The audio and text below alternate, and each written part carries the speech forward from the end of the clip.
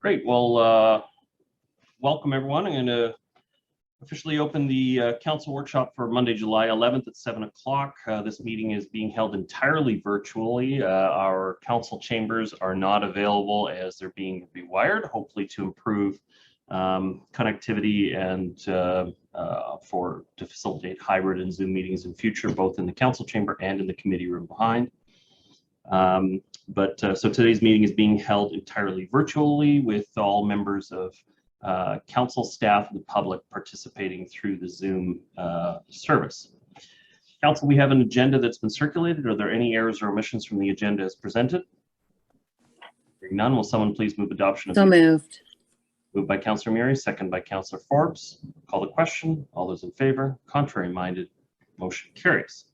Thank you very much. Okay, so the purpose of tonight's council workshop is to have a discussion about 3.1, which is the residential rental 10-year zoning application. I'm going to go to staff for an initial comments, and then we'll have the discussion with council after that. And if we have time at the end, we'll have up to 10 minutes for members of the public to participate as well. But the focus of this is the council workshop tonight. So at this time, I'm going to call on Tina Atva from our planning department to share her comments. Great, thanks so much. Good evening, Mayor Little, councillors.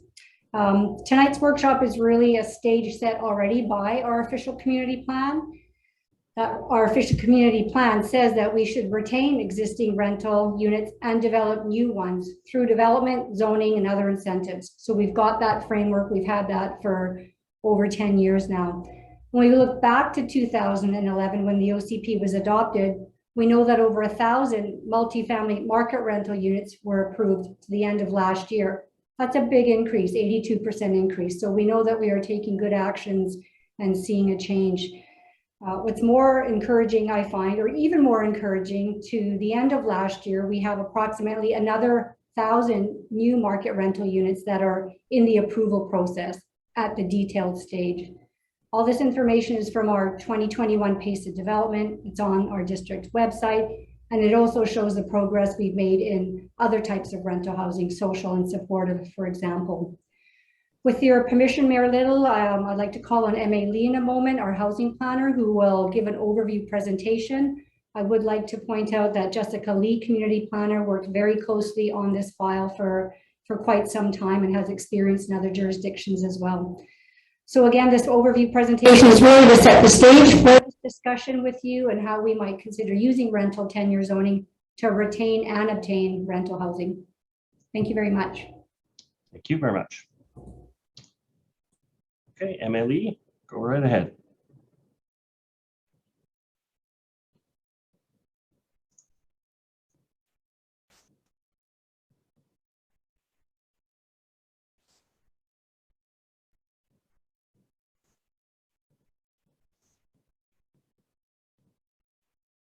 You are muted.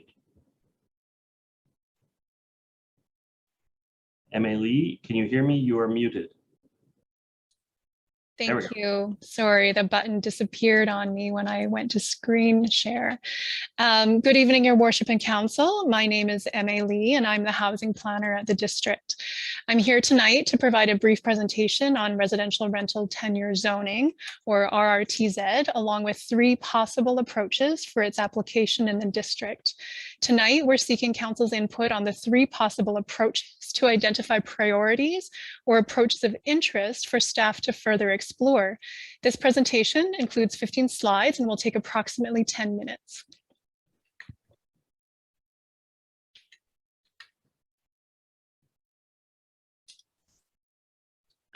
My computer just froze. Residential rental tenure zoning is a land use zoning tool introduced into the Local Government Act in 2018. The tool gives local governments authority to secure residential rental tenure through zoning and was intended to provide local governments with a greater ability to preserve and increase the supply of rental housing. Over the next few slides, I'll go over the tool in more detail and then move into presenting 3 approaches. So RRTZ secures rental tenure through zoning. It is not a tool to preserve buildings. It is a tool that will preserve the rental tenure for a particular location. Per the legislation, this tool can only be applied where multifamily uses are permitted. For these areas, local government can adopt zoning bylaws that ensure existing areas of rental housing are preserved, require new housing to be developed as rental, and set different regulations to secure the rental tenure for different areas within a zone, for entire blocks, for individual lots, or for specific portion or number of units within a building. However, it is important to note that residential rental tenure zoning has its limitations. Zoning bylaws cannot specify rental rates. They cannot secure tenant eligibility criteria or restrict annual rent increases or prescribe unit mixes within a development or regulate existing non-conforming tenures such as strata ownership. Residential rental tenure zoning does not prevent someone from applying to rebuild under a development permit. Under this kind of scenario, with no rezoning, the district's residential tenant relocation assistance policy, which provides assistance to existing tenants who would be displaced, would not apply. Therefore, it does not preserve buildings or protect existing tenants from eviction. What it does do is it will preserve rental tenure on a property. This means that an existing rental building, if rebuilt under a development permit only, would have to have rental units as set out in the zoning. Existing tenants would not receive the compensation and relocation assistance that would apply under RTRAP, which would only be applied under a rezoning process. Over the past few decades, affordability and supply issues related to rental housing have only become more acute across the district. There are a number of policies and reports that have aimed to address these issues and have relevance to today's discussion on residential rental tenure zoning. This includes the OCP and the Rental and Affordable Housing Strategy, which both contain goals for expanding the supply of new rental, encouraging the retention of existing rental, and enabling the replacement of existing rental. Shortly following the introduction of RTZ in 2018, Council passed a motion directing staff to explore this tool and report back. The matter of rental tenure zoning was taken under consideration as part of the targeted OCP review, and staff also sought feedback on the tool from the Rental, Social, and Affordable Housing Task Force. Further, the Housing Needs Report was completed last year and highlights the housing issues and rental housing demand across the district. The findings and recommendations from these initiatives have brought us to where we are today. The district uses other tools to encourage and protect rental housing. Residential rental tenure zoning is another tool that could be employed to support our current approach. Staff have identified 3 potential approaches to implement residential rental tenure zoning across the district, with a focus on purpose-built rental housing, where the units have been built for the primary purposes of renting. The remainder of this presentation will go into each of the approaches. Moving now into our first approach, approach 1 preserves existing. This approach would entail using RTZ on a case-by-case basis to preserve rental tenure of existing market rental sites that have limited to no rental protection. An example of where this approach could be used is for an older multifamily rental building that has no existing rental protection.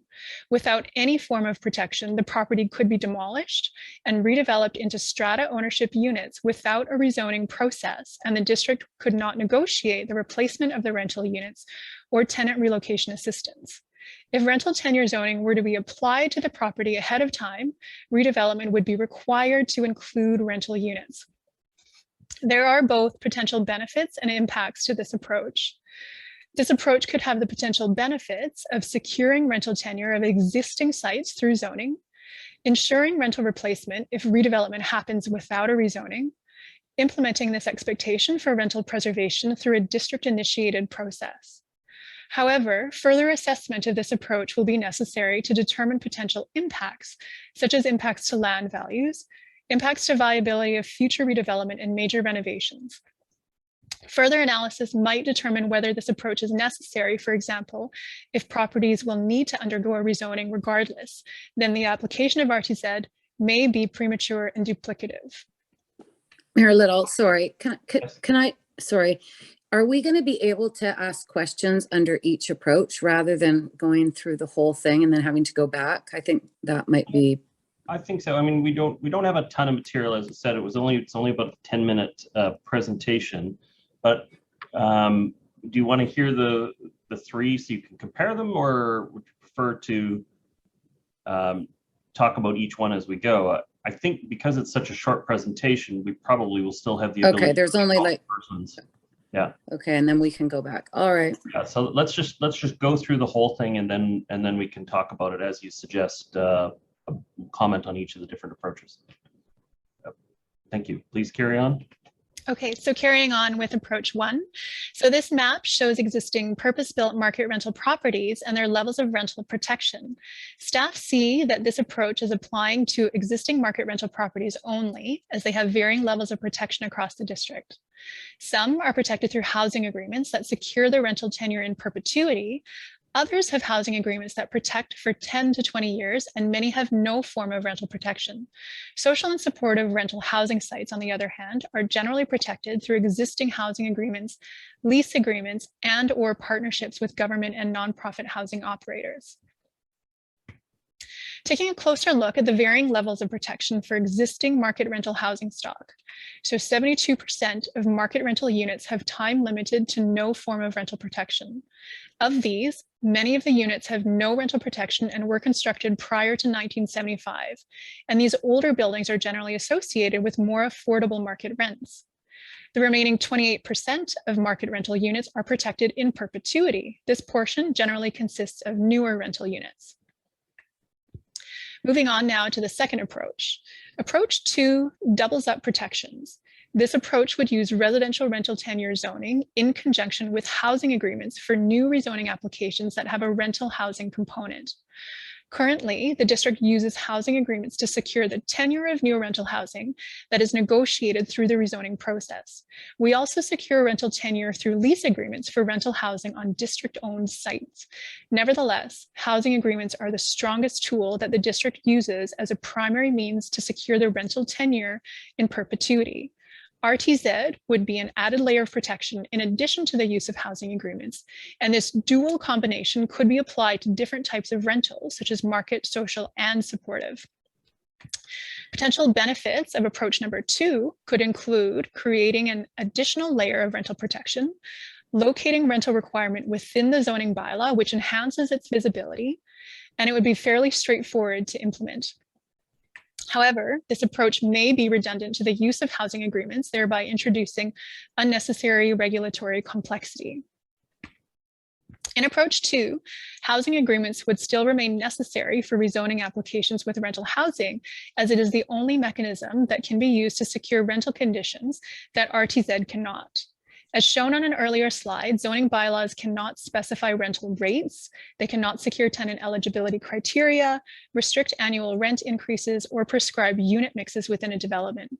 Housing agreements are a more flexible tool and can secure all matters of rental conditions.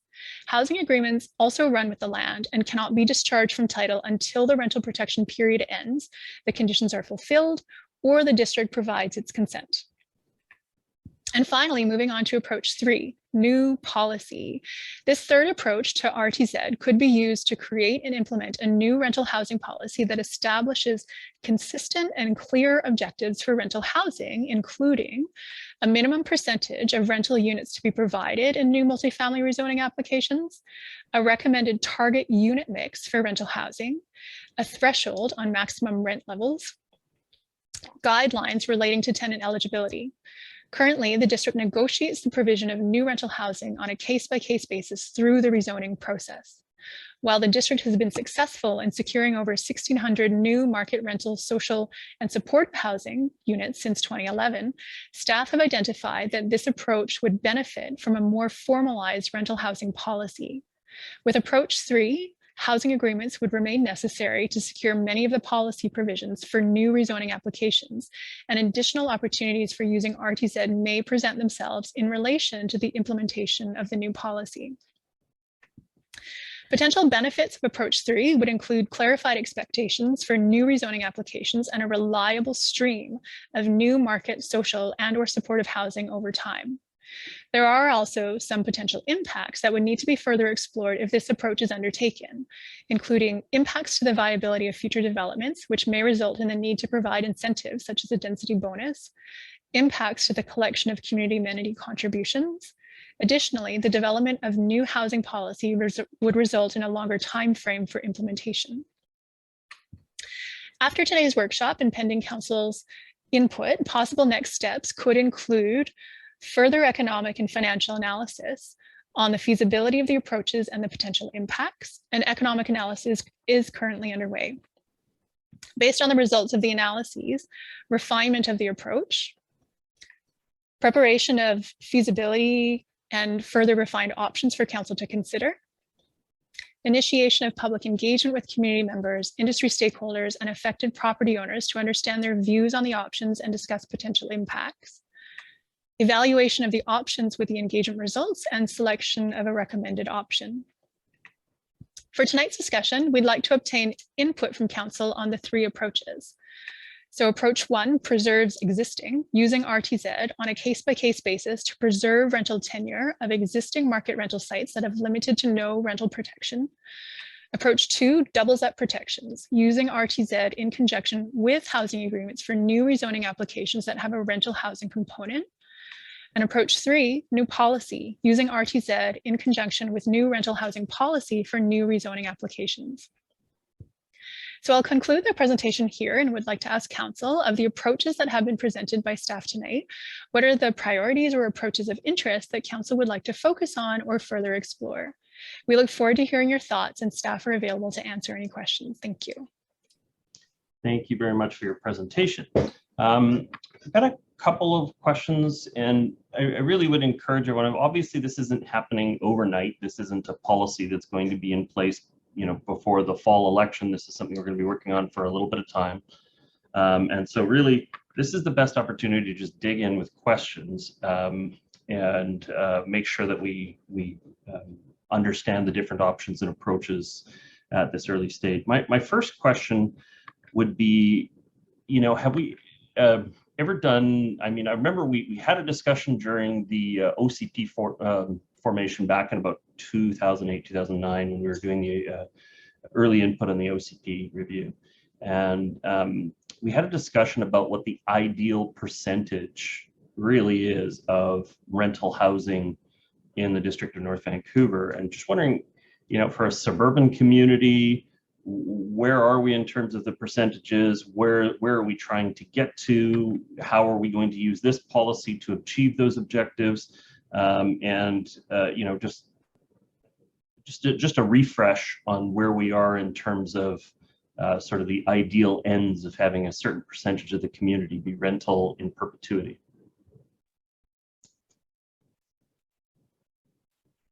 I might start it off. I wasn't here. I just celebrated my 3-year anniversary, so I wasn't here at the time. Mr. Milburn might be able to comment more.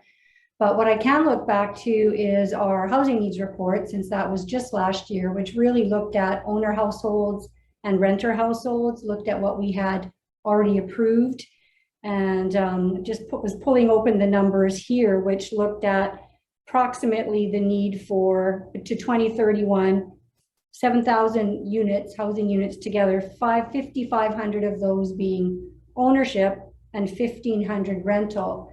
Now, we also knew at the time, and Council asked a lot of good questions around this, and I think community members as well, that you know, there's clearly a need for more, and there was a sense that the housing needs report was maybe over focused on ownership. And part of the explanation for that is the historical kind of multi-decade trend analysis that looked at some continuity of the type of community that we have been, but also the final housing needs report that Council accepted focused on the need to kind of shift that trend a little bit more. So that's my information that I can provide based on the current housing needs report. I appreciate that. I just, you know, on my way driving here tonight, it was just a 10-minute drive, and I got 2 commercials on the radio about how to invest in rental properties and how the rental returns now are just fantastic, and you should be taking the equity of your home and leveraging it to buy another place. That's all bad for renters because it means that the potential stock for them to be able to buy into the housing market is being consumed and converted over to high-end rental, and it's not actually helping. when you commoditize the housing market in such a way, it's not necessarily good. The other question I had was, you know, when the RRTZ first came up, I know New Westminster ran into it headlong right away. They tried to rezone a number of properties and ended up in legal conflicts because the owners of the property said it was effectively a down zone in their view, and so they were harmed by it and they fought in the courts. Where are we at in those decisions? How are we going to, you know, are we just letting someone else lead until we sort out the new norms for managing these kinds of properties? It would seem that option one would be interpreted as being a harm to the current owner, since they have no purpose-built rental requirement on there, and they would go to a purpose-built rental requirement. And so where are we at with those legal cases, and how do you see that moving forward? Through your worship, so the strata buildings that are currently rental, right now they have 10-year housing agreements. And so we are looking into the possibility of using approach one for, you know, strata rental properties. But we, you know, that involves further analysis depending on what we hear from council tonight. Yeah, any feedback on the legal, Mr. Milburn? Thank you, Worship. Just to add to that, so New Westminster had a particular situation. They were going through a extended period of demo evictions. So they had significant amount of properties that were being vacated, and they had a real challenge. What they found in exploring their existing units that were out there is that there were certain properties that had been constructed and stratified, but then used for 2-3 decades for rental housing. Okay, so they were stratified, they could be sold, but were being used for rental. So they wanted to try to protect that circumstance of the existing rental and extend that into the future. So they looked at, these were 6 properties that were privately held, and that was challenged in court.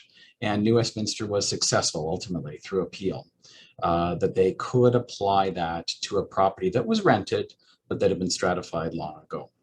Okay, and so that was upheld. Now that was a targeted circumstance that they were dealing with, and every community is essentially using this tool to try to deal with a specific challenge, and it's not a challenge that we have this to the same extent at all. That was a particular circumstance in Westminster, but it was upheld. Now we have to be very careful though, because there are specific limitations in the Act when you're dealing with existing stratified properties that are occupied by owners. Okay, so there's specific non-conforming, so legal non-conforming rules that protect those existing owners from the imposition of this rental tenure on top of the property. Okay, so unless and until they wind up the strata. So council has seen those circumstances where stratas are, you know, purchased, all the properties are purchased, and there's a wind up and a court approval. Then the rental tenure could technically apply to the property, but until that point, it would remain legally non-conforming when occupied by owners. So that's an important difference. That was not the circumstance New West was dealing with. They basically had a bunch of renters in a stratified property, and they wanted to maintain that into the future. So that's a kind of a unique circumstance, but it was upheld in court. That's Thank you. Looking forward to the questions from council. I see Councillor Murray. Thank you, Mayor Little.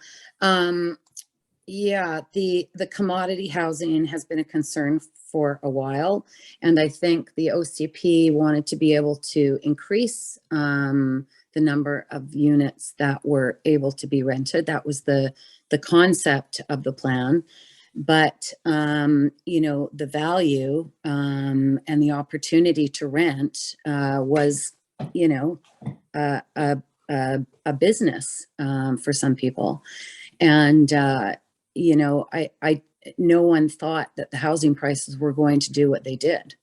You know, it was for, you know, people in empty nesters, you know, thinking that they were going to downsize into an apartment. not realizing that the housing prices were going to go insane. And then the rents were just going to go insane. So I guess off the top of, from the start, I would say that all three of the options should be used. All three of them should be used. Why wouldn't we look at all of them to be applied in different scenarios instead of choosing one or the other? And I'm not sure if we're being asked to choose one or another, but I think we should use all of them because I think one size does not fit all. Certainly I'd like to be able to do something very quickly to protect existing rental. The number 1654, the units, I think it's 1654, is that right? Or 16, something like that. Does that include the ones that we lost through redevelopment? Is that a net new number, or is that looking for a staff response on that? Jessica Lee? Through your worship, so that 1650 are the number of units that were approved, and it's not a net count of units. Right. So, I think we have to understand what we lost, but what we also lost, not just in unit number, we also lost unit size, and we didn't necessarily replace them same for same. We may have replaced it unit for unit, but we didn't replace same to same. So those older units have more storage, surface parking that is not, you're not charged for it. It's got bigger closets. It's got bigger rooms. You can put families in it. Emery had townhouses that could fit families of 6. Easily. People had lived in there for decades. So I think the protection of older affordable would be my absolute priority right now, that we need to be able to apply some level of renter protection on those buildings, because protecting those older buildings, you are protecting affordability, because they already have rental rates that can only go up, but a certain percentage, 2% or whatever it is, 2.5% a year. Whereas, you're building the new ones, and unless there's housing agreements, market rental, we can't control market rental prices. And when market rental is, $3,000 or $2,500 for 2 bedrooms or 1 bedroom and a den, we're not winning the race there. So I think we have to look at, I remember Paula Huber, I always go back to her, planner in the city of Vancouver, worked for us for years. She said, Councillor Murray, the only affordable rental, and this was 10 years ago, is old rental. It's the only affordable rental that we're going to really be able to sustain, because even some of the new rental, even if it's discounted, it's not as affordable as a lot of that older stuff. The number of units, those bigger ones needs to be protected. We need to know how many we lost just to have a clear number. And I think we should use all three tools as a way to protect rental going into the future, and all of them more later. Thank you very much, Councillor Murray. Councillor Bond.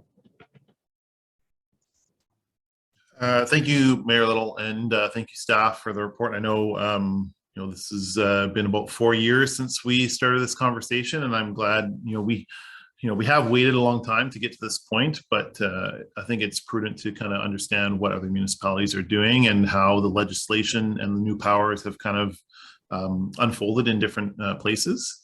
I'll be pretty specific on the 3 approaches. On the first approach, I don't think there's any evidence to support that using residential rental tenure zoning to protect existing rental actually protects any of the things that we want to protect.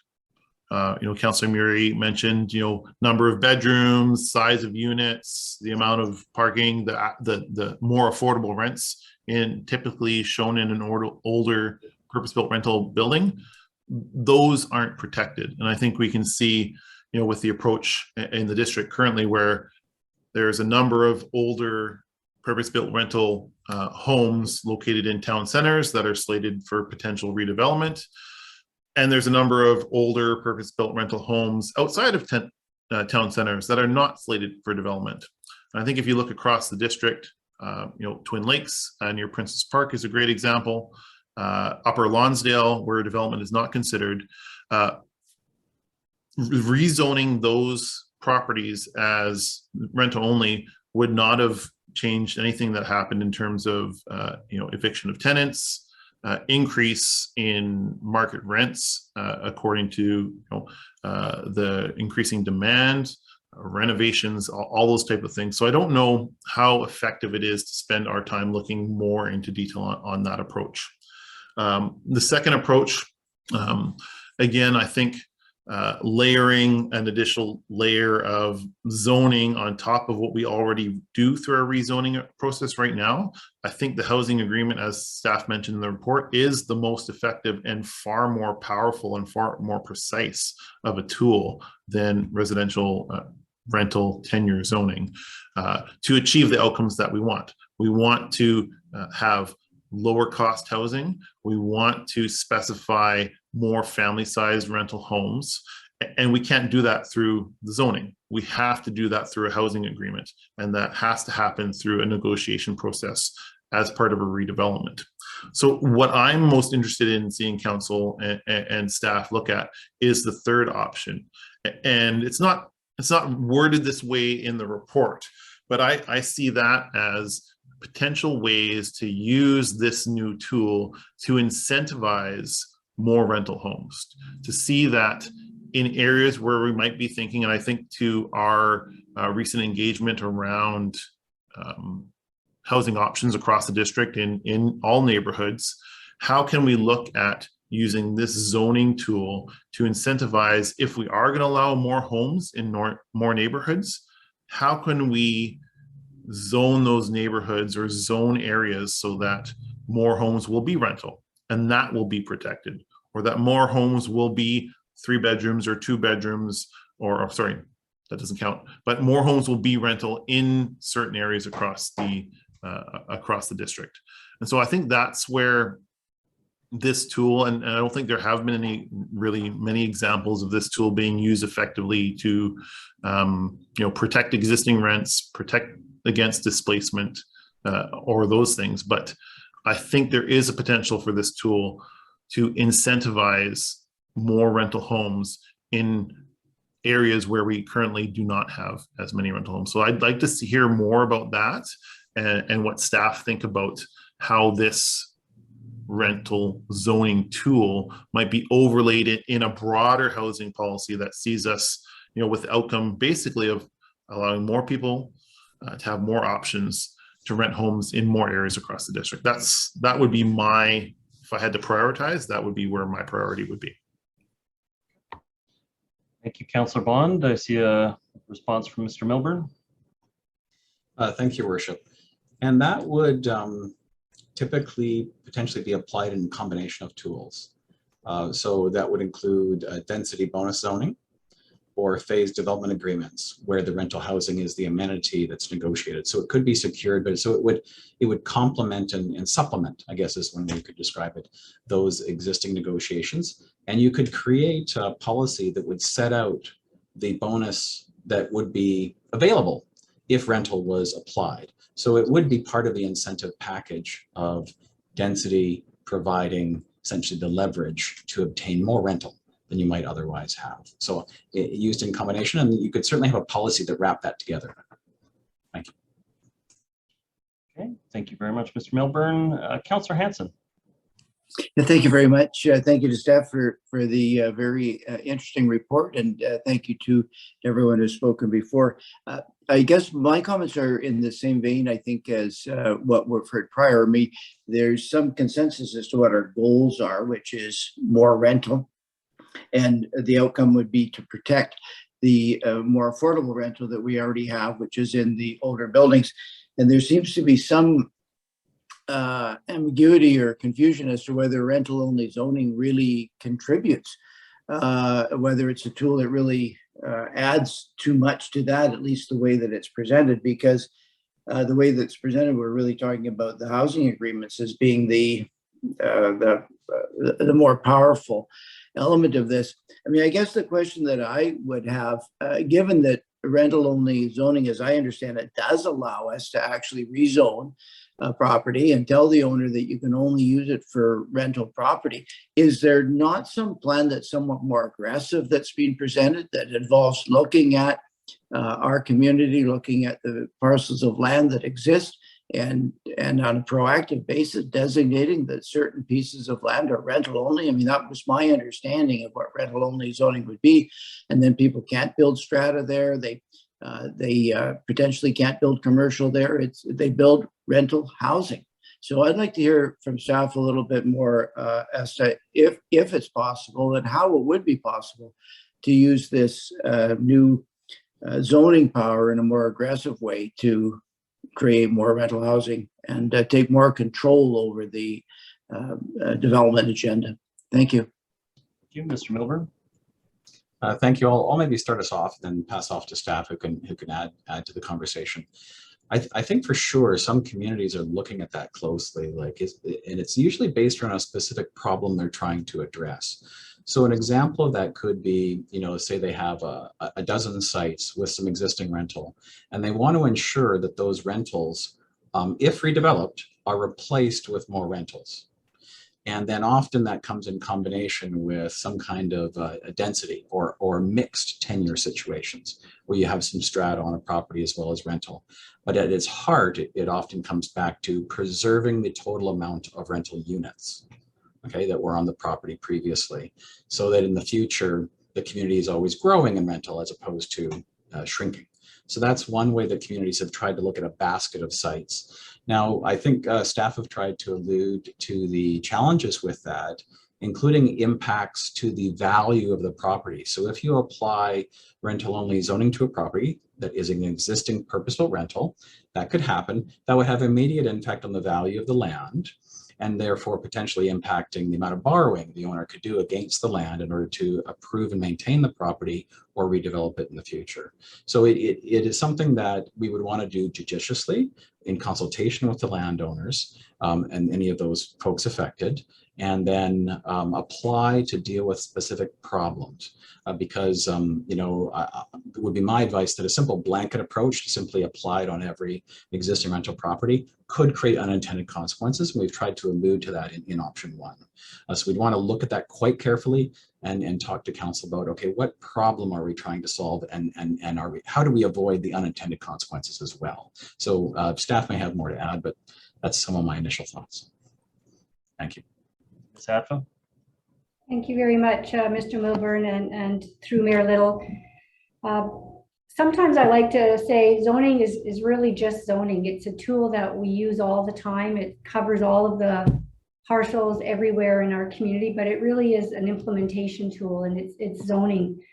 The places where I see a stronger, or not stronger, but success in achieving a lot of rental, a lot of below market rental, are communities that have a really strong policy to back it up, whether or not that's OCP policy or standalone policy. But I also see success, and I'm thinking a little bit here of Richmond, and we're all unique communities, different issues to tackle, but a policy approach first, backed up then by zoning that puts in place what the requirement is around rental zoning or affordable rental. And again, just to give an example of Richmond, I worked there for a few years before I worked here, has every zone, and in every multifamily zone has a density bonus built in to obtain a certain amount of below market rental. And more recently there, just I guess last month, it was a requirement also for parts of the city to have market rental and below market rental in all multifamily developments over a certain size. So there's more nuance there, and I'm not trying to indicate that that's the route for us, but also just wanting to show how that bigger thinking policy approach, maybe it is on a geographic or centers basis for us or something different, but policy and zoning working hand in hand.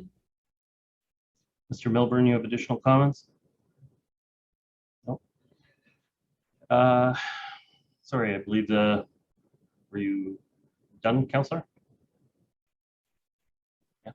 Yeah, thank you very much for those responses. I guess I'll leave it on the basis that I wonder if we couldn't pursue a more aggressive policy than any of these put forward, and something that's perhaps more aspirational in terms of our goals around rental housing, and using that to incentivize the protection of existing older rental, and also to ensure that we get more rental and less strata, which has been our objective, and we've not always fully succeeded in that. And perhaps rental only zoning isn't the tool, but I would be curious to hear a plan that it takes rental only zoning as a concept, and uses it as aggressively as possible to achieve the goals we want. And then we perhaps from there can consider the pros and cons. Thank you. Yeah, and I'm just having trouble separating the two issues. I mean, the rental only zoning is very good at producing market rental. You will always have to have a separate housing agreement if you want to get off of market rental, and therefore one or the other is not bad. It just means that if your goal is to produce more rental in general, then it is a powerful tool that can be used to do it if you identify properties and you do it with a little bit of uplift in order to make sure you're not in conflict with the owners and whatever. But it's just going to be a natural tendency that we're going to want to talk about low cost and affordable rental housing, but that's not really the RRTZ issue. The RRTZ issue is prescribing in land use maps that this is going to be rental no matter what. If you can, on top of it, negotiate a housing agreement, fine. If you can, but so I think Councillor Hanson still has a very important point about being aggressive about producing even just the market rental component of it. And then that provides opportunity for you to have discussions about housing agreements as those projects come forward. Councillor Kern? Thank you. Is my sound okay? It's excellent. Okay, I'm on two different devices, my laptop. Anyway, thanks for the presentation and for the questions that have been raised. I think it is important, and it might be a bit misleading for folks to look at the option one, the way it's outlined in the report, to suggest that it can preserve that housing. Because as I understand, applying that actually can't do anything. And I think staff did a good job of outlining that, but I still think there's a perception that we are able to do something to stop it. Like people can redevelop under existing zoning, right? Like they could, if they had a certain FSR, they could build anything under the existing zoning for that site. And so I guess maybe staff could, if you could just verify that is, just make sure we're all on the same page in terms of what we're even capable of doing. Okay, Mr. Milburn? I'll start. I know MA will probably have a more fulsome answer, but I'll just start with saying you're absolutely correct. Applying the tenure zoning on a property does not stop it from getting demolished or renovated. Those would continue to apply. What it would do is it would signal to existing and future owners that you would need to have that many units of that tenure type. So it acts like a replacement incentive, if you will, to replace for that tenure. One of the challenges I raise is I've raised it with staff too, is that placing this would actually create certainty for a property owner and might actually result in its earlier demolition than it would otherwise, potentially. If there's a very clear policy, then a speculator purchasing the property could then know this is exactly what I can develop and then proceed. There's a bit of speculation that does occur when we have a conversation and a negotiation, because typically developers try to get 3 to 4 times the density when they redevelop a property in order to pay for the initial costs of the reconstruction costs. And so they look to actually often increase the amount of rental on the property as well as strata. They want to lift both. They want to increase density. So I guess the point I'm trying to make is I think we need to be very deliberate about what we're trying to achieve in the end. And then we pick the tool that most helps us get there. And that's likely is what we're hearing from staff tonight, is it's likely a combination of tools, rental zoning just being one of them in order to achieve all the outcomes. So it's a limited tool, but certainly can be used in a targeted fashion. And Emma may wish to add, because I know that was a very nuanced question, and there's a lot to it in terms of the answer. Thank you. Thanks, Dan. Through your worship, I don't actually have that much to add. I think Dan provided a fairly fulsome response. I guess in terms of addressing Councillor Curran's question, which was, could we verify whether something could go forward without a rezoning? Yes. So under approach 1, if you were to apply RTZ to a specific property, based on what's allowed on that particular property, if it was financially viable for the developer to redevelop, then it could go ahead without a rezoning.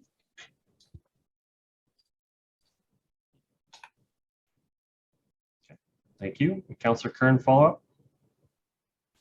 Thank you for that. I mean, I think that I think the idea of there being a combination is probably where we're going to land, because it sounds like we actually have more ability to influence the outcomes through the housing agreements than we do through the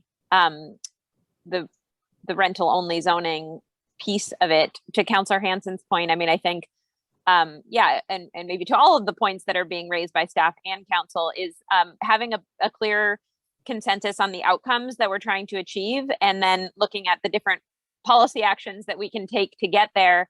It seems like some certainty would be nice. I would be interested. I know the city of North Vancouver next door has had their 10-10-10, which I think they've played around with, maybe the 10-year, maybe it's in perpetuity now, but it would be interesting to look at other municipalities who have applied more consistent numbers to and see where they're netting out over time, and if that's something that we want to do. I think the point around the limitations that we have in terms of unit size and all of the other things with the residential, with the zoning piece is important to point out. So yes, we are going to land at some combination of all of these tools that we have at our disposal. And it seems like there's the other piece, and I wonder if staff might be able to comment. A lot of times what we're able to do, even with the residential, sorry, all the names of these things, I don't have my screen in front of me, but the housing agreements oftentimes are not the deeply subsidized rents that we need in our community. Are there any examples of more partnerships that are happening out there on market developments with BC Housing? Is that something that's happening? Because it seems like a lot of times we're talking about when we put forward the land, those are when we can get the more deeply subsidized units. And so I think as we're talking about rental, market, social as a continuum, it would be good to get some more clarity around all of that, because it oftentimes seems like when a project comes up, we want it to be all things. And of course we do, but we don't always have the tools to do that. So it would be good, I think, going into it with a bit more clarity. Mr. Milburn. Thank you, Worship. Just getting to the question of partnership with BC Housing. So we have an MOU, and we have that conversation on district-owned lands that council identifies. And Councillor Curran's question was around private developments. So BC Housing has a series of funding programs. Some of them are periodic, such as the Community Housing Fund that comes out every 2 years. So often, and that's a competitive process. So often that process doesn't necessarily coincide with private development activities going on. What BC Housing does do, though, is they have a series of other funding programs where they specifically do outreach to private developers to try to create those partnerships. An example, I think an obvious example in the district is the Larco project, which was principally a strata project when it was approved. BC Housing came in after the fact and had a negotiation with that owner and secured all of those units for 10 years for rental purposes. So that's an example, and so that of where BC Housing can apply some of its unique tools for funding and so on to try to achieve overall community objectives. There are other examples, that's just one, but we certainly do encourage BC Housing. We certainly encourage private developers to work, not just with BC Housing actually, but with CMHC, which is a major funder in their multi-billion-dollar 10-year program of the National Housing Strategy. And CMHC is implementing that through providing insurance and mortgages and discounted construction loans and so on. And many developers are working with CMHC to create that affordability and to create that rental housing in their projects. So we definitely encourage that, try to create those partnerships between those federal and provincial entities and private developers. Thank you. Yeah, my last question, and then I'll pass it on to others, is around, oh, sorry, I'll come back. Thanks. Okay. I see Councillor Back for first time, and then Councillor Forbes for first time. Councillor Back, your comments? Yeah, thank you, Your Worship, and thank you very much, staff, for the presentation. Listening to the comments around the table, and I agree with much of what has been said.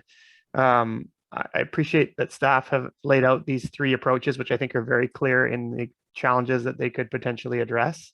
But I tend to agree with some of the comments that are being made that we need to find some kind of a combination. Certainly protecting some of the older rental stock, much of which we have in our community. I've noticed on that map, there's quite a bit in the Lynn Valley area, for instance, that is unprotected. I'm interested in finding out what the best tool is that is going to ensure that, we do what we can to protect those older units. But I'm not sure that this is it, given that it doesn't protect the buildings. It's clear that housing agreements do allow us to build in more detail in terms of the affordability levels and the types of homes that are built. So I'm interested in some kind of combination, and I think incentivizing the creation of new rental homes really should be the focus. Something like an inclusionary policy. I know Councillor Curran mentioned the City of North Vancouver's 1010 in perpetuity for all multifamily homes. I would be interested in exploring something like that for the district to create some predictable policy for developers that are coming forward with proposals.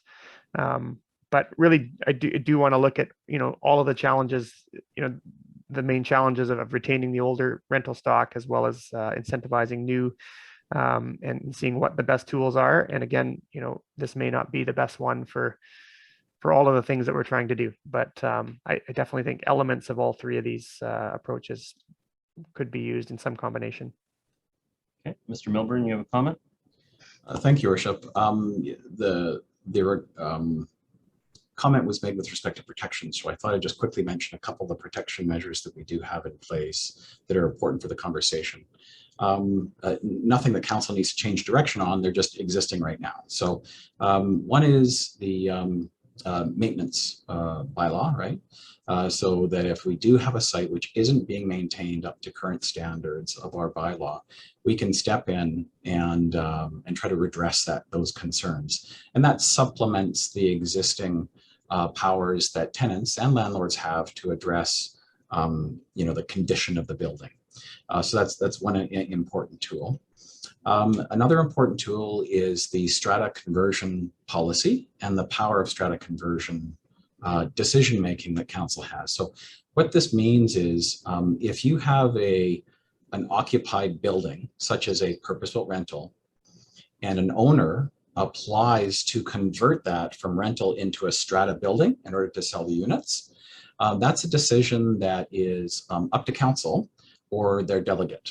Okay, and that decision can be based on a consideration of the need for rental in the neighborhood. And council in 1982, and has been amended a few times, passed a policy that states that there's a prohibition on those kinds of strata conversions in a situation where the vacancy rate in the district is under 4%.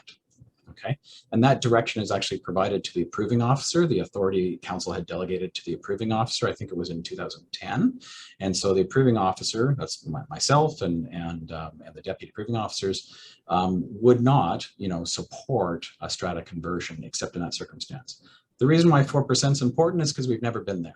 Since 1990, we haven't seen any kind of vacancy rates that are above those amounts. And honestly, even if the vacancy was a higher amount, it would really depend on the rental needs of that neighborhood and council policy direction overall. The third approach I'll mention is just the policy. So council's housing policy provides very specific guidance around protecting existing rental. And owners realize that, and they typically will only come forward if a property, this is not the case in all circumstances, but they typically will only come forward when the buildings are really at the end of their economic life. And there just isn't anywhere they can stretch out of the building. And that's often, we hear that when they come forward with applications, and they try to justify and explain how that occurred. Again, that raises key questions like, was it maintained properly? Are we applying the maintenance bylaws? So we always have those kind of conversations, but I just thought I'd mention between the maintenance protections, the strata conversion policy, and our overall policy approach to support existing rental and maintain it as long as possible are really important tools that help give guidance to owners and potential land developers. Thank you. Councillor Back. Yeah, no, that's really helpful to know that we have those protections in place through those different policies. And I am interested in looking at how approach number one could play out in terms of how it affects the land values. And I heard Mr. Milburn's comment earlier saying it would send a message still that we want to protect and have the same number of rental homes there. But I need to hear a little bit more about how that could play out before I could really support using that. Okay. Councillor Forbes. Thank you, Your Worship. I just want to ask staff, because I read an article today and I don't believe this has ever come up in conversation with council. What is the Canada Land Trust and how is it used, and is it available to us? Mr. Milburn. Thank you, Worship. Well-timed question. I just saw a presentation from the Canada Land Trust head at the Canadian Institute of Planners Conference in Whistler, and she was explaining that the Canada Land Trust is essentially the land holding arm of the federal government. And when the federal government decides to dispose of significant properties, say historical port lands or historical army bases, they will use the Lands Trust, Canada Lands Trust, as the vehicle to market those lands for redevelopment. And what they do whenever they are seeing a change to sell the property, to divest it from federal hands, obviously they've got to consult with First Nations and many others that might have an interest in the property. But in addition to that, they will consult with the local jurisdiction, and they will ask, what is the policy for supportive housing, for rental housing, for housing objectives, if it's a land that's suitable for that use, based on the official community plan in the neighborhood in question. And then they'll typically then try to integrate that requirement within their sales documents. So if they go to vend the property and sell the property, they'll have certain standards and conditions that apply to local jurisdiction objectives. So this is actually why I always suggest we should try to apply official community plan designations even to federal lands. Not because we think we can control it. If it maintains it in federal jurisdiction, we can't. But if they ever divest themselves of selling it, it's good that the council expresses what its long-term objective is for the property, if it's different from the current use. That becomes quite important at that conversation stage. So it's an important arm of the federal government. It's there to make money, to vend land that the federal government is dispensing with, but they are interested in local interests as well in the conversation. Thank you. Councillor Forbes. Maybe you could, I'm not sure if you're aware, but 3 very large towers in Burnaby have been just recently, the Land Trust has been involved with Burnaby, and they're going to keep them as affordable housing. They're going to develop them and keep them as affordable housing. Was that federal land then that they were able to negotiate with Burnaby for affordable to maintain or develop more affordable housing? That's correct. They were involved because they were divesting of federal lands. And I think they ended up getting an award for that excellent work because of the partnership efforts that they put in place when going through that process. I'm not sure if Ms. Atva or others know more about that particular land transaction, but I only understand it from just a high level, as you say, reading in the newspaper and that type of thing. Okay, thank you very much. I kind of am thinking the same thing that everybody else has kind of said in one way or another. I think we're going to end up with a mix of these, and I don't know why we couldn't have all three, and depending on the circumstances, be able to apply all three. I've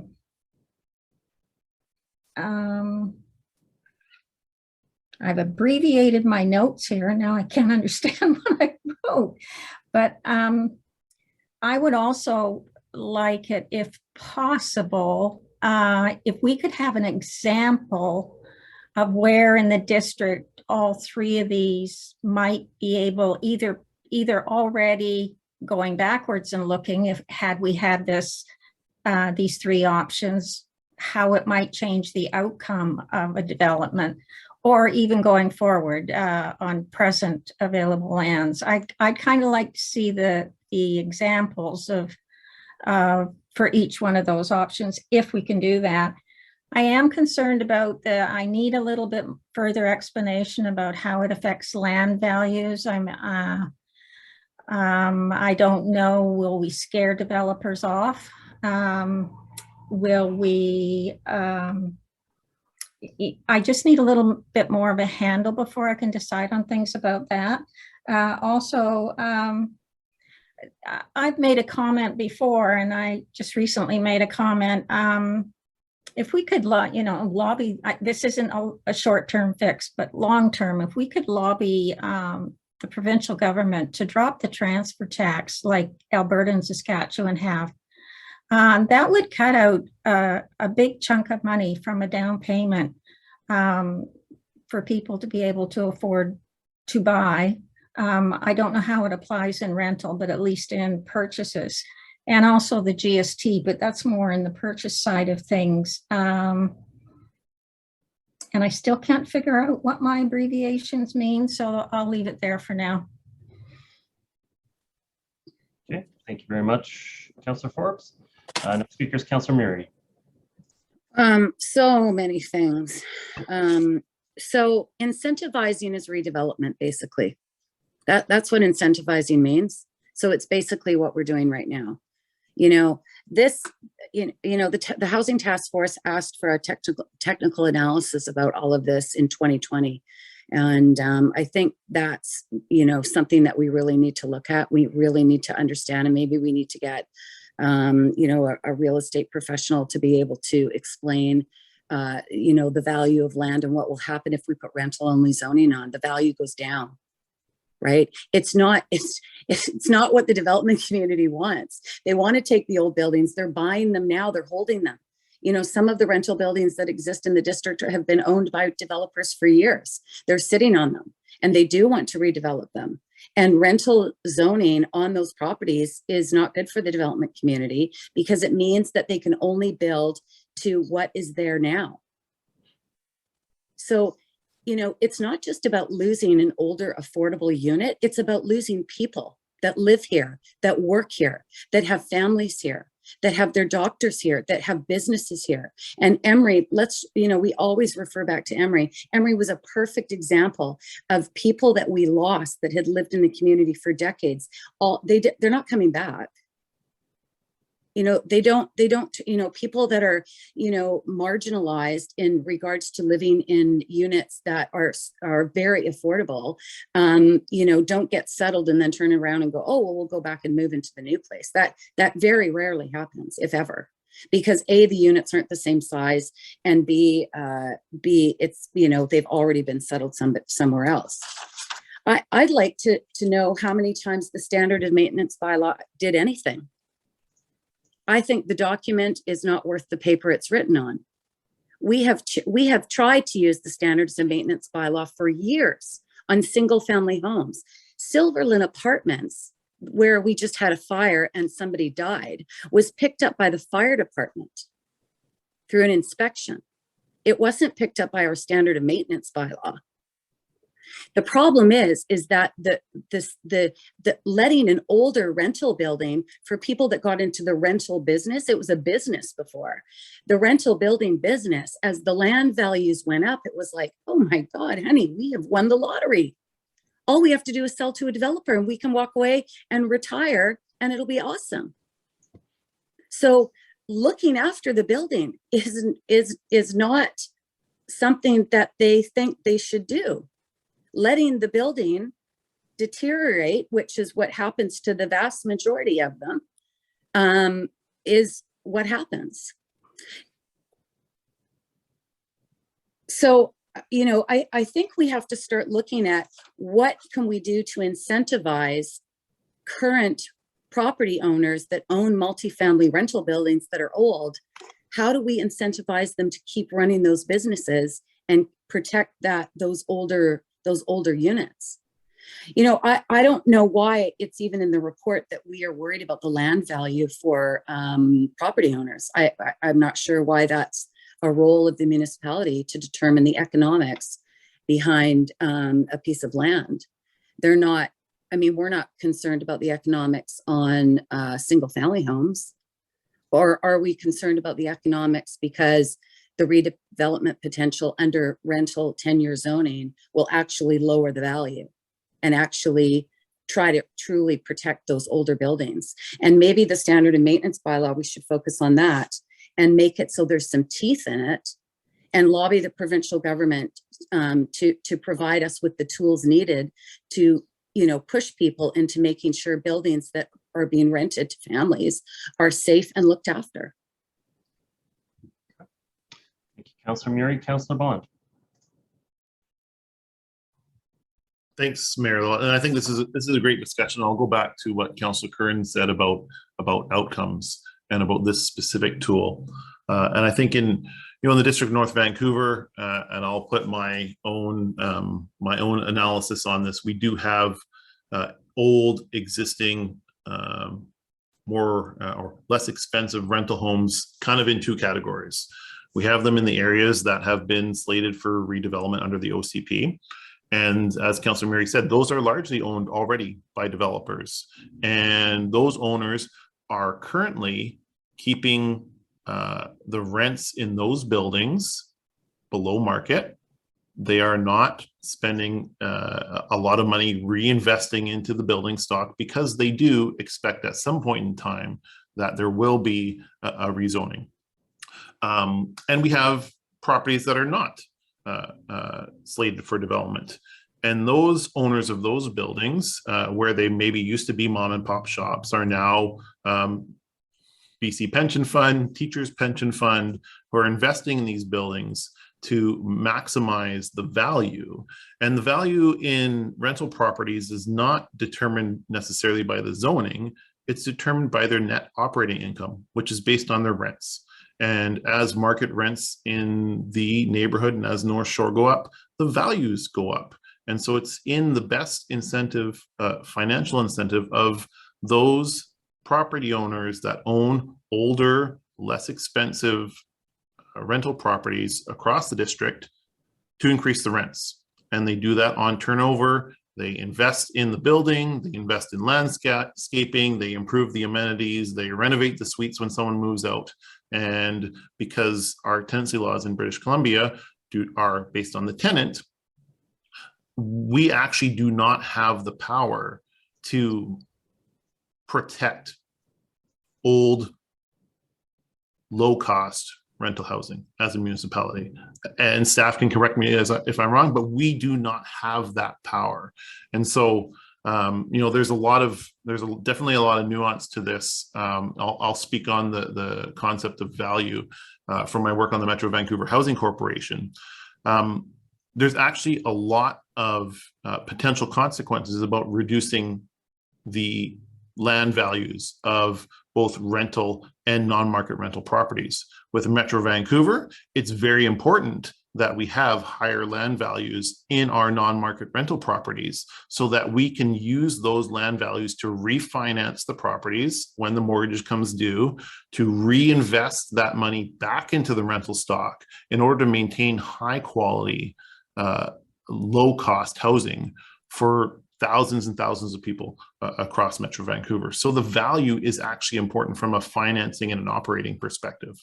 And if you provide certainty through rental only zoning across the district, that's likely what rental owners will do, is they will reinvest in their rental stock, they will upgrade, they will maintain, but that does not in any way keep the cost of that housing low. Unless the current tenant lives there, they fill out their they come to the end of their tenancy agreement, and then someone new moves in at market rental rates. And there's tons of evidence across the district to show that. And I think, you know, I wanted to speak a little bit about what Councillor Hanson was saying about being more aggressive. And I'm not sure if we've looked at this. We seem to be focused on existing multifamily properties. And what I think would be important to focus on is where can we, and again, since this is focused mostly on rental tenure, as you mentioned, Mayor Little, around market rental and potentially allowing more areas for market rental, can we look at areas across the district where, similar to where we pre-zoned for our non-market rental, to make the process easier, more certain for our nonprofit partners, for our government partners to deliver low-cost non-market housing? Are there areas in the district where we can do an economic analysis and say, if we pre-zone areas, and this takes a little bit of the negotiation wiggle room, it takes a little bit out of the control of specifically from council, but are there areas where we can find it acceptable to pre-zone certain types of housing, rental housing at certain percentages, and allow applicants to build rental housing without having to do the 3, 5, 7 year long negotiation that usually takes through a typical rezoning process? If the outcome is more rental homes, then that might be a process that we look at. And so I think, again, being very clear, as Councillor Curran mentioned, on what is the outcome we want to do. And we can't protect existing rents in old, existing low-cost rental housing with rental-only zoning. And I think, as Mr. Milburn said, it's likely, if we do try and go down that road, that we might actually have the unintended and opposite consequence of spurring reinvestment into older properties, which will bring those older, cheaper rents up to what the current market is, which is in many cases double or beyond what current tenants are paying. So I think the unintended consequences are very, very important to understand here. And I do think that these policies should be focused more on providing the opportunity for more homes in a way that we have not looked at before, potentially through pre-zoning. Thank you very much, Councillor Bond. Councillor Curran, your comments. Thank you.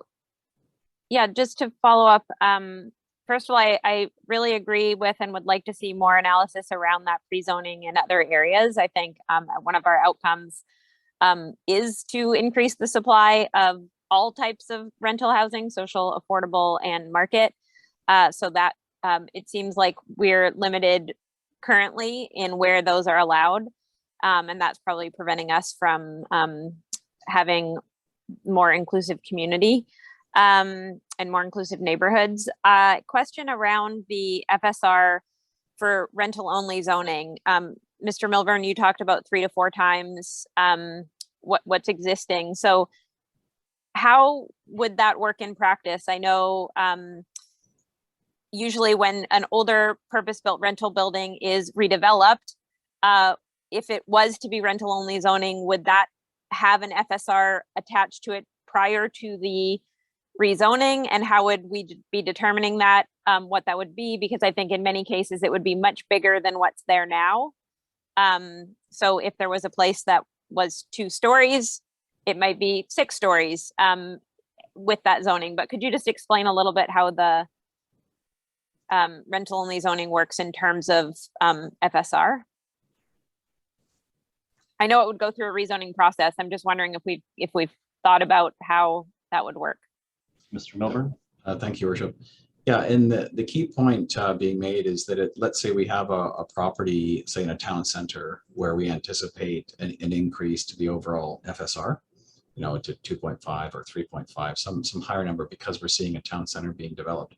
That's likely much higher than the existing zoning permits. So in the vast majority of sites with development potential in the district, based on the neighborhood plans and based on the official community plan designation, a rezoning will be part of the conversation in almost all cases, for 2 reasons: the density controls of existing zoning and the siting area maps that do apply to most properties, which specify kind of an outline of the existing building footprint. And in cases where there isn't a siting area map, 10% site coverage, the maximum allowed under zoning. So those are existing rules that mean that most development sites have a rezoning process. There is a negotiation that occurs, and that gives us the opportunity to have those detailed and nuanced conversations about not just rental tenure, but affordability rates, tenant criteria, size of bedrooms, number of bedrooms, all those kinds of detailed conversations. So that's an important thing to realize. I believe the question was getting at if we have an existing site outside of that scenario, is that right? In an area where we maybe want to have a conversation about creating density bonus, so creating rules that would, you know, incentivize more rental units on a property. We can certainly, you know, and I think there's been a request from a couple of councillors to present either scenarios or examples of what that could look like in terms of the affordability levels. And that's something that staff could come back with some specific examples, so you can really feel that there's a, you know, a tangible conversation about what is the lift, how many units could you get under certain circumstances. And we can certainly come back to council with that kind of scenario detail. Thank you. Yeah, I think that would be really helpful to kind of have some examples of the unintended consequences. You kind of presented high level, but I think we could look more specifically at some places to get a better handle on what the unintended consequences could be, but also what that might look like if we were to apply rental only zoning in areas that are not currently prescribed under the OCP with an FSR. Then I guess I wonder if Emmy, Ms. Lee could speak to what our current, like we have data around the current units. And as Councillor Murray pointed out, these are people who live in our community that we want to look after. And sometimes I think it's challenging we can see in our community places that are older, and that we can have concerns about those places being redeveloped and not having something comparable in terms of rent size, appropriate mix for those folks. It's not, there are many, but it's not an insurmountable number to get our heads around. And so, I mean, I think that's thoughtful planning, is to look over time saying, this is going to happen here. How can we accommodate this here? Understanding the limitations around not being able to prescribe who gets to move into new places. Like, there are a lot of barriers that make it hard to have that perfect swap, but I think we could all agree on that outcome that we're trying to achieve, that there's a mix of housing that's suitable for many different life circumstances in our community. The inventory that we were doing around older units, like, do we know we have this many? I know the units were high level in the report, but the approximate rents that are being paid, so that when we're looking at okay, this is actually going to be more of a community funded BC housing project that would be appropriate for this versus this one. Because I think the more specific we can be, the more effective we'll be. And I think a lot of times we are not being as effective as we could be. And every time it feels like we're doing it for the first time. I think that was directed. Oh, Mr. Milburn, there you go. Yeah, MA can answer it, but CMHC publishes data on average and median rents. They also publish it based on number of units and age of units. And so that information is available annually in the spring after the survey occurs every October. So all publicly available information. Some of it is suppressed if the unit counts are small for reasons of privacy. So certain circumstances, the data net isn't necessarily available, but that the information you're talking about in terms of what are the rents, what are the typical rents for 3 bedrooms in an older building, that kind of information is available through the CMHC data web portal. MA may be able to comment on what the district is doing in terms of preparing that information to help this conversation with council. MA Lee. Thank you, and thanks for the question. Through your worship to Councillor Curran, I heard that, so I just want to make sure that I understand your question. I kind of heard that you were looking to hear more about particular vulnerable populations, perhaps, who may have, where there may be more challenges in terms of relocating them from one site to another site, should an older building, which from in where they live, might be demolished. And in this case, I think if a project is going forward under rezoning, the RTRAP would definitely apply. And so tenants would receive compensation and different kinds of benefits from that policy that would help that relocation process along. I think for especially vulnerable clients, ideally, those people might already be in a supportive or social housing project, in which case the processes might look a little bit different. It wouldn't go through kind of like just a standalone rezoning process or development process. It would go through kind of in more of a partnership approach with somebody like BC Housing. Okay, yeah, no, I think that's helpful. When the data exists in many different places, it would be really helpful when this comes back to kind of have those archetypes of like, this is this, and this is approximately the size of unit and whatever, just so we, and I think it would be really helpful for the community as well to see sort of what a traditional market project could deliver, what partners would be required to deliver something that was similar to what was existing, where that's possible, if that's even possible in a private versus a district owned land that we're doing, because I think the levels of affordability are going to vary quite a lot. And there are interesting scenarios where BC Housing, as Mr. Milburn mentions, comes into a private piece, but I still think there's a lot of, it's not clear, I think, to everyone out there what we're able to do. And it would be nice to just have a few scenarios so that we know. And I think the point around the populations like Silverland comes to mind. You know, that's a matter of not having enough of those types of units for people when something does happen, a fire or some sort of emergency thing, we don't have the units for people to move into in our community.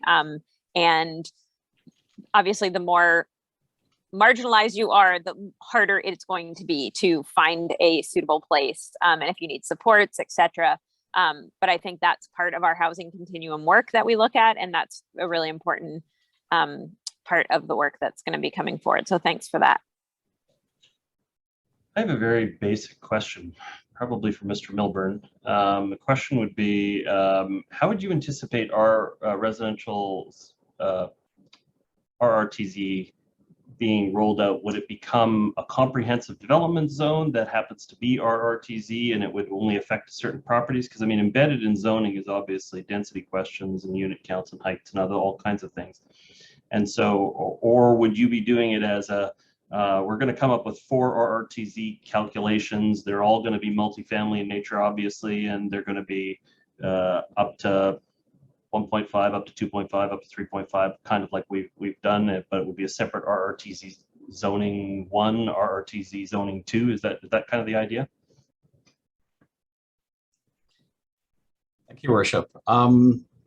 The first community to jump into this area tried the second approach you mentioned, where they sort of created template zones, if you will, that weren't being applied to any particular property, but would set out a description of intent that then council could then, apply to a property based on a particular circumstance.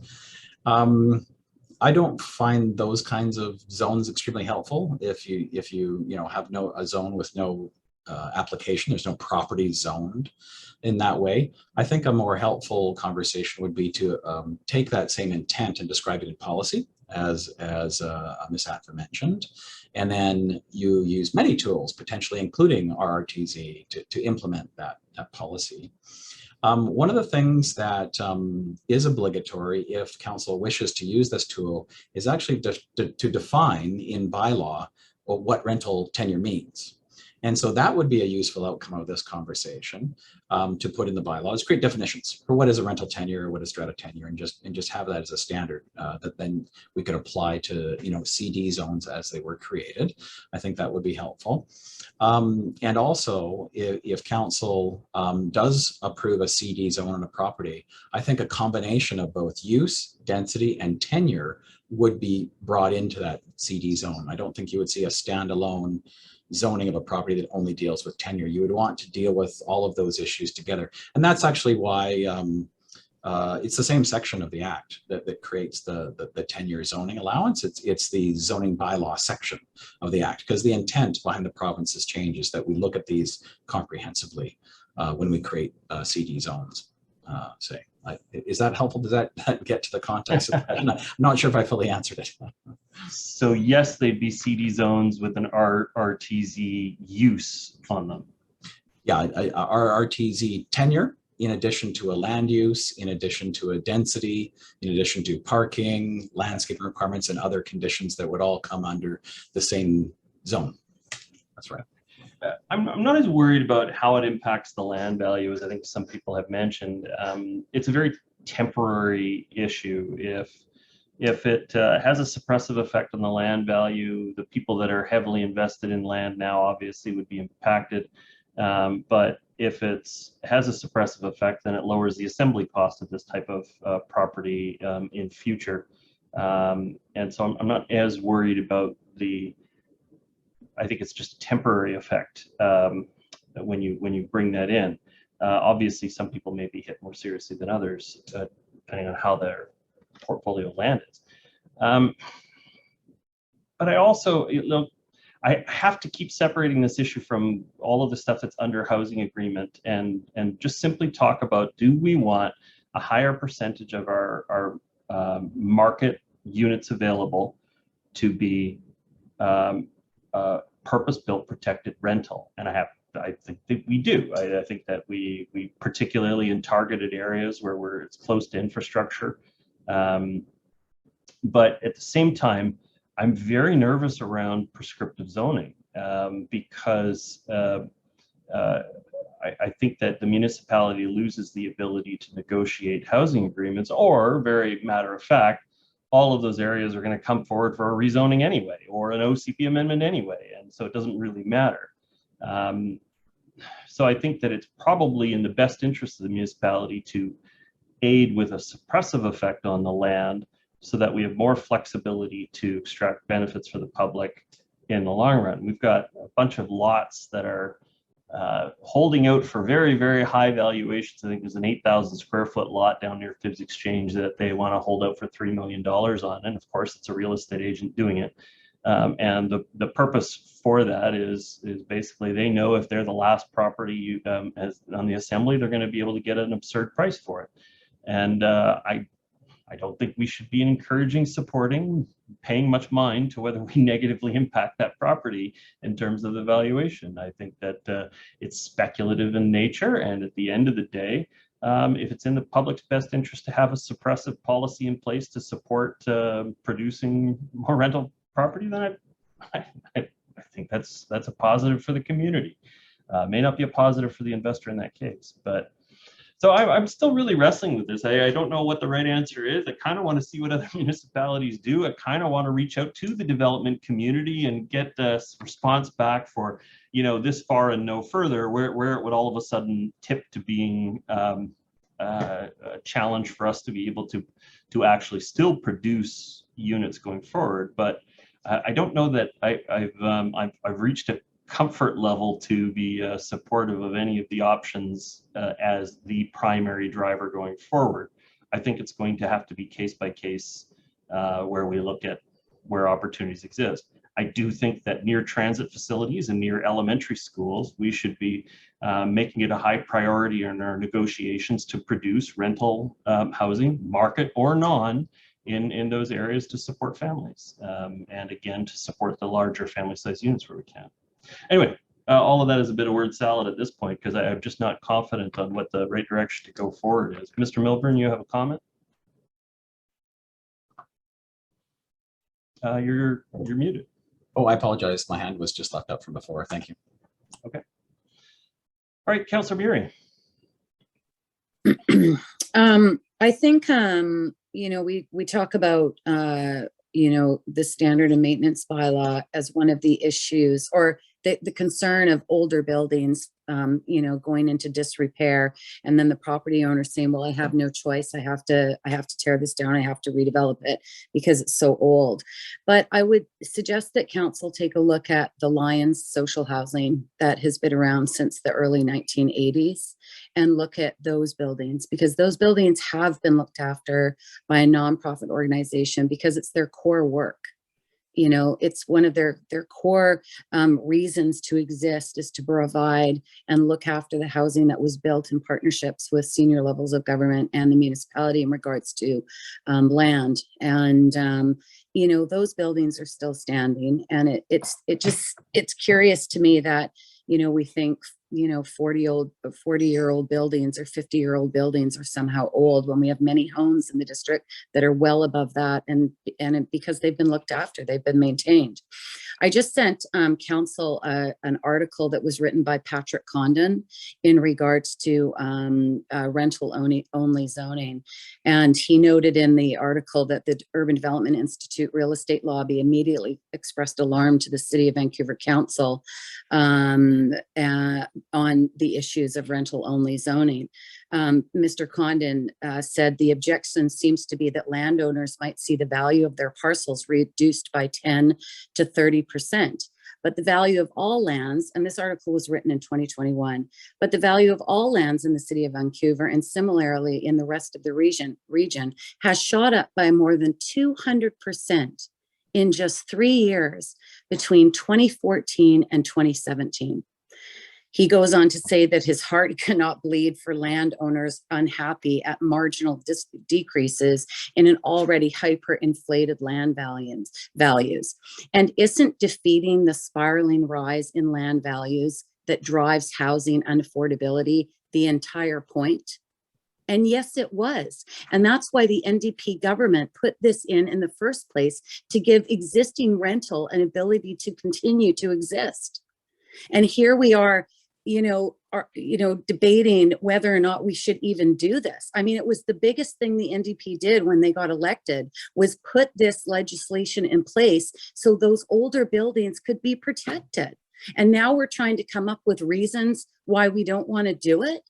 Or, it's all of a sudden so weak, it's not going to actually do what we want. Why don't we want older buildings to be looked after, and for affordable rental in those older buildings continue to support those people that live there and that support our community and the work on our community? We're constantly saying we can't get people to live here. Why? Because the new stuff is too expensive, but the old stuff, people are living in it and they're happy.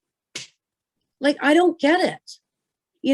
Let's talk to people like Mr. Condon. He's got a lot of good things to say. He's been in this business for decades, and he doesn't, he doesn't get, manipulated or pushed into directions to, support, real estate prices that are out of the stratosphere, and developers that just want to continue to tear down old housing, and councils that want to continue incentivizing those developers, at the expense of families and people that live in this community.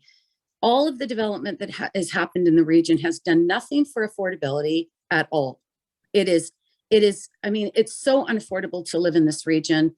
10 years ago, 15 years ago, it was a place that you could come and buy a home. My brother came here from England. He was an immigrant 14 years ago. He came here and bought a house. He was a guitar player in England. His wife was a designer. They didn't have any money. They had a down payment, and they were able to come here, build a business, and buy a house. If they came here today, it would never happen. They would never be able to do that. They were a young family in their early 30s with 2 little kids. So I just think that we should be putting this rental, we should be protecting these older buildings. We should be protecting those existing rents, because we want to have diversity. And what we've lost is those affordable rents in those older buildings. We should do everything we can to protect them and keep those people here, so we don't have any more instances of Emery or Mountain Court. Because there are buildings that, and I will tell you that there are buildings in the district that have absolutely been maintained, and they're 50, 60 years old, and they have been looked after impeccably over the years. They have very active stratas in the rental buildings, and they have looked after them. And we should be looking after them as well. Thank you very much, Councillor. Councillor Hanson, your comments. Thank you very much. Focusing specifically on rental-only zoning, it seems to me that the rental-only zoning has the potential, through pre-zoning or otherwise, to skew the development away from market strata and towards rental. That's the very premise of rental-only zoning, is you tell owners, you can't build strata, you got to build rental. And that doesn't in and of itself solve the problem with respect to retention of affordable older rental, but it does allow us to take control over the development path and ensure that we're creating more rental. And to the extent that it manipulates land values, I think that was an intention of the legislation. And as has been stated, it's not going to leave the owners in a position of any kind of hardship. They're going to have a valuable asset, and they're going to be able to use that for rental. I'm just going to ask one question on the topic of how this is being used in other municipalities. And thank you, Mr. Milburn, for your discussion about New Westminster, which was interesting. But the staff report talks about Squamish having rezoned 12 existing non-strata rental properties, Richmond having rezoned 60 non-strata rental properties, including market, non-market, and cooperative housing. Perhaps it would be useful to us if we could to have some description of what those, what the purpose of those rezonings were. How was rental-only zoning applied in Squamish and Richmond, and what was sought to be achieved and what was achieved, if we could get an answer to that. Thank you. Ms. Hatfield.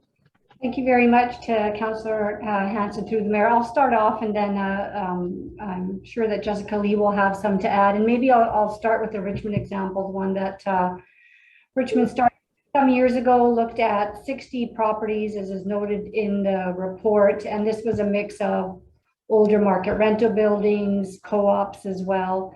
They faced some concern from property owners when they initially created a bylaw that had all 60 parcels set out with rental tenure zoning embedded, proposed to be embedded into the zones where each of those properties was.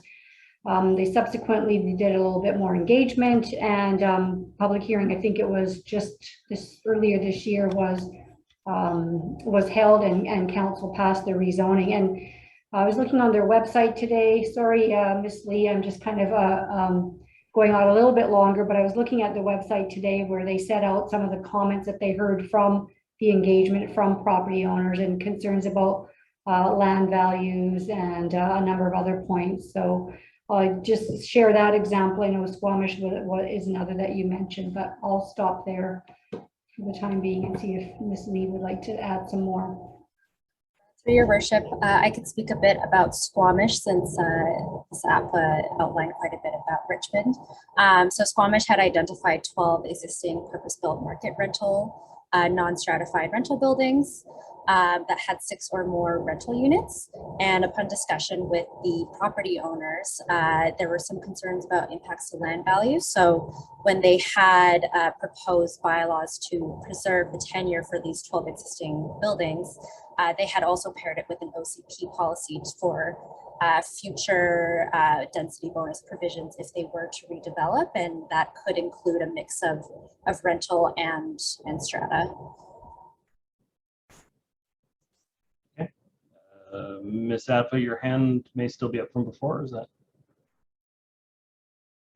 Okay, next speaker I have is Councillor Back. Thanks, Your Worship. I was just going to say I agree with Councillor Hansen's comments, and I think that the most effective use of this particular tool may be just looking forward and looking at how we can pre-zone some of these different areas. And just going back to the examples, the scan of other municipalities, I noticed that Kelowna is mentioned as having taken that sort of approach where they adopted rental zoning to 8 major residential zones. I'm just wondering if staff can make any further comment on the Kelowna example, and just kind of how, I guess it's probably too early to say how it's playing out because it's only been a couple of years, but just a little bit more about that one. Maybe a council tour to Kelowna. How about that? I'm in. Do I have a staff response? Ms. Jessica Lee, please. Through your worship, so what happened in Kelowna, so they created these rental only subzones to kind of simplify the rezoning process for new developments. And with that, I believe they had specific parking reductions associated with those zones. And so that was kind of to incentivize that type of rezoning.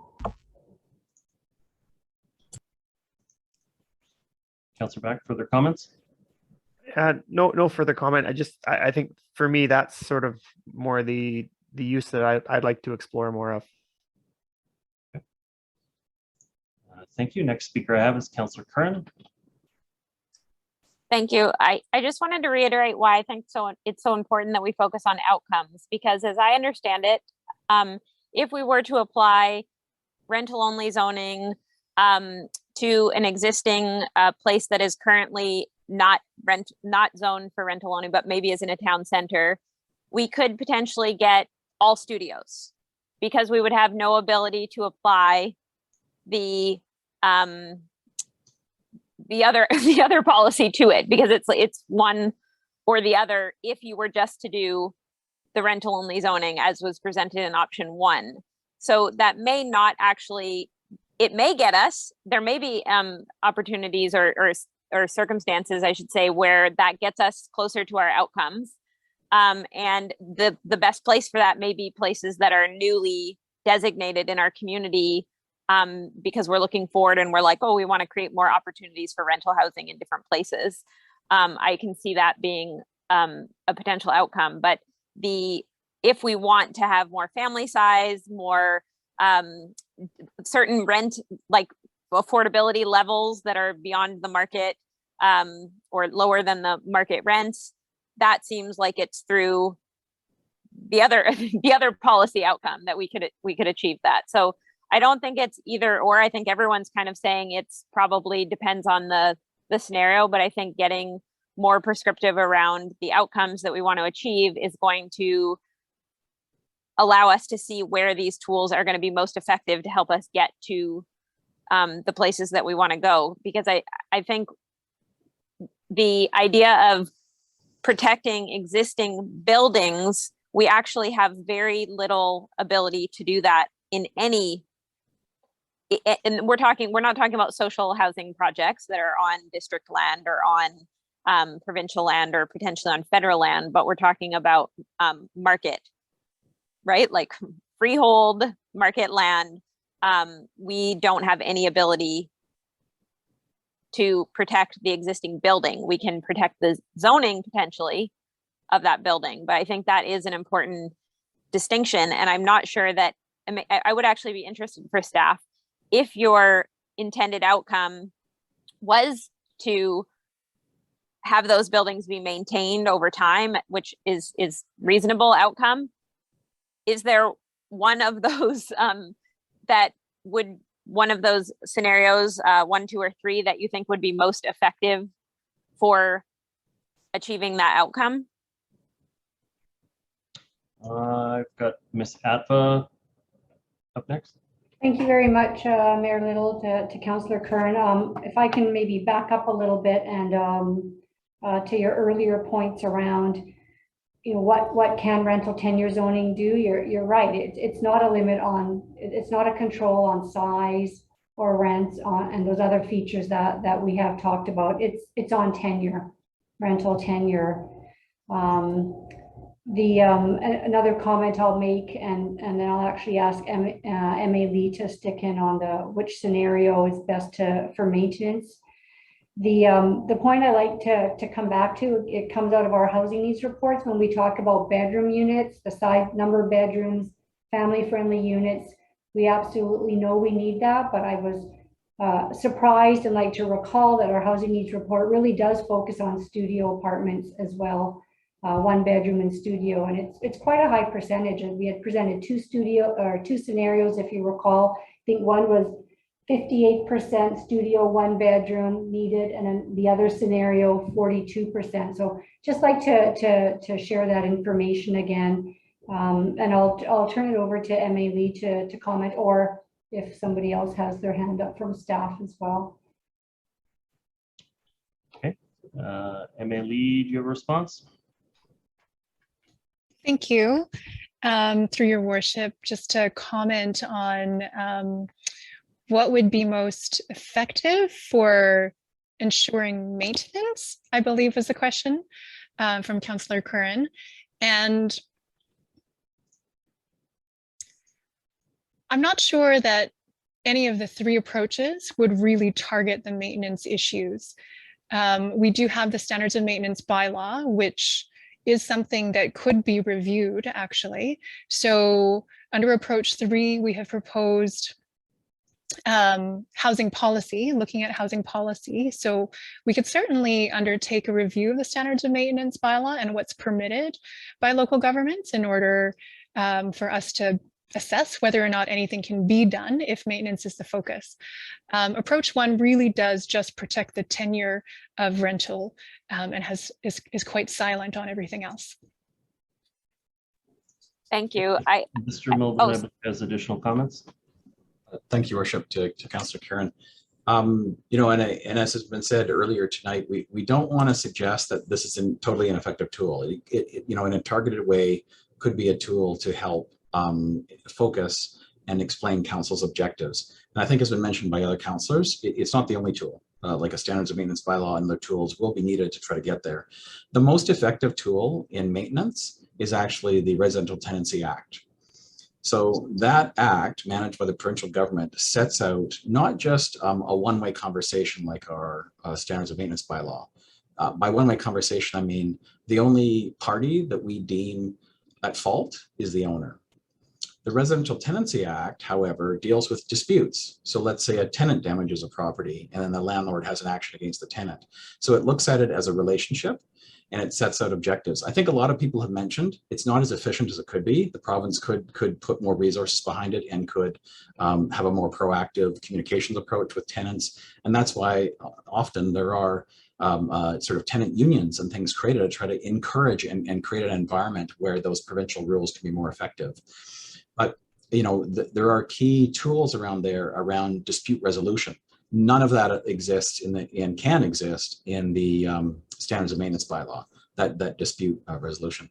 The other thing that's quite limiting in the standards of maintenance bylaw is it only applies where there is a Residential Tenancy Act rental agreement. So all of the, in most cases, very vulnerable people in our community are often under different forms of housing, nursing homes and things that standards of maintenance doesn't apply to. And because the province hasn't granted us the authority to enter into those kinds of arrangements to protect the maintenance of those kinds of housing units. So it's a limited tool. We do think that we can use it effectively and respond to complaints and deal with matters as they arise. But as we have seen in a recent circumstance of complaints that had come out about from the Silverland Apartments, is that was run by a nonprofit and that was controlled through agreement by BC Housing. So even in those circumstances, we know that we need to continue to support our tenants and make sure that they're living in appropriate arrangements. So certainly everything you're hearing from staff tonight is not saying we're going to back away from achieving council's objectives to protect tenants. We're just trying to bring into the conversation the fact that we probably have to layer up these tools in order to be totally effective and ensure that we lobby and continue to focus on the provincial government to create a practical and useful system for landlords and tenants to resolve disputes around maintenance for sure. Thank you. Okay, Thank you. And I'll just close by saying that there are many municipal electeds that are actively lobbying the province for changes around the Residential Tenancy Act and looking at the standards and maintenance bylaw, which, as you've mentioned, excludes certain forms of housing that limit our ability to act. And so I think that is something that needs to be changed, particularly around as we look at ventilation and as we look at apartments needing to maintain a certain level of cooling, particularly for people who are disabled. And there are lots of gaps in that policy. And so at UBCM, there is a resolution that was put forward. And so there are people, and I'm sure staff is involved in that advocacy as well. But it would be good to review our standards and maintenance bylaw and to ensure from staff's perspective that all of the electeds are championing the right causes at UBCM this year, because you're on the front lines and you experience things that we might not. So I think there are identified gaps in both of those policies that could be updated for these times. But thanks for that overview of some of what's happening. And Your Worship, if I may, I don't want to give the suggestion either that the lobbying efforts of the past have been ineffectual. In fact, local governments have seen significant changes to the Residential Tenancy Act that have benefited tenants.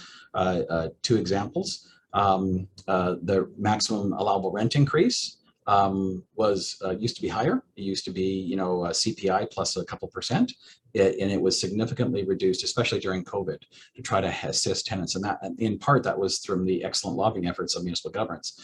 The other is the issue that was mentioned previously around rental-only zoning, or residential rental tenure zoning does not prevent demo evictions.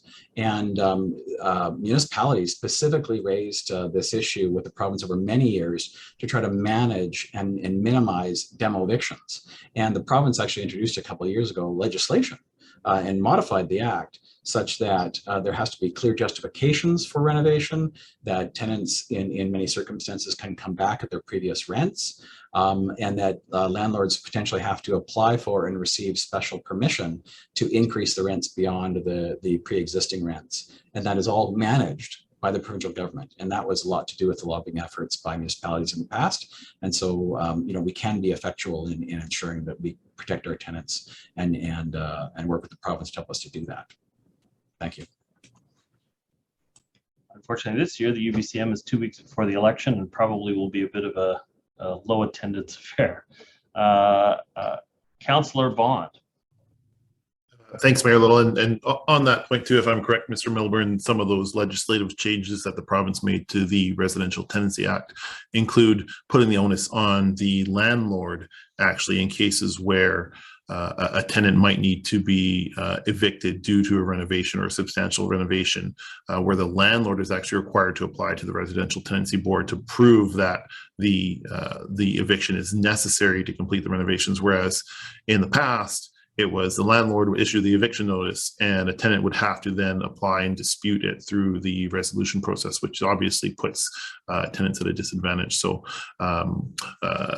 just like to make that point. I think one other question, and I'm willing to go out on a limb on this in terms of the protection aspect, is that I think with some of the existing zoning existing siting area plans and a lot of the existing plans and policies that are in place, I don't think it would be, I don't think I'd be out to lunch to say that any existing rental property in the district is probably not financially viable in any way to redevelop in the same form as a strata, or even as a different form. It would be, I think it would be very challenging financially to demolish a 3-story walk-up and replace it with a 3-story walk-up on the same site with strata. And I think that's played out in the evidence because no one's done it. We haven't seen that. And so there's a bit of a financial, I guess, barrier as well in terms of whether we actually are protecting tenure with that first option. And I think we've talked, I think we've talked about that quite a bit, and that this is not the way in which we protect or which we protect low cost rents in older rental buildings. And maybe talking more about the theme, I think Councillor Hanson and I and Councillor Kern and Councillor Back have talked about in terms of what's the effective outcome. And this might be a bit of a more philosophical question, but I see this tool as being more of a planning tool. And there's a bit of a debate between whether we are actually doing planning in BC or in this municipality, or whether we're doing micromanaging every development on a site-by-site basis. And in other planning frameworks around the world where zoning bylaws are put into place in more broad terms, and the outcomes are not managed so specifically, but more in general terms. I think of places like Japan, where the federal government sets out certain zoning bylaws, the municipality decides which zones go in different areas, and then it's quite a broad and loose or a less restrictive zones where people can construct different types of homes or businesses or commercial. This type of zoning, in terms of being more effective at actually producing rental homes in general over the long term, seems more suited to that type of context. And I don't know if we in the district or in anywhere in BC are actually in that type of planning context. We're not necessarily planning, we're micromanaging everything on a site-by-site basis to maximize the potential benefits to the community, to determine exactly how many bedrooms and which community amenities and which sidewalks are being provided by the developer. And so I think, maybe I'm a bit skeptical, but I think that this type of framework might be more effective in the former scenario. And I don't know if we're there yet. I'm not going to ask, Mr. Milburn, if you want to comment on that. You can from more of I guess, a generalized planning standpoint. But that's kind of a bit of an ongoing debate in terms of long-term effective outcomes of zoning and municipal processes. So this one seems to be more of the former to me, and it doesn't seem to give us a lot of the very specific, very focused site-by-site outcomes that I think we have grown accustomed to, mostly probably since we started using community amenity contributions to extract value for the community. Like, we don't do RM1, RM2, RM3 zones anymore. Everything's a CD zone because we want to manage everything to the finest detail. And whether that gets us to the outcome where we want is probably a bigger question than what this zoning, the one that this discussion can answer. But if you want to lend in that conversation or lead into that conversation, Mr. Milburn, I would be interested to hear your thoughts on that. Mr. Milburn, gauntlet thrown. Thank you, Worship.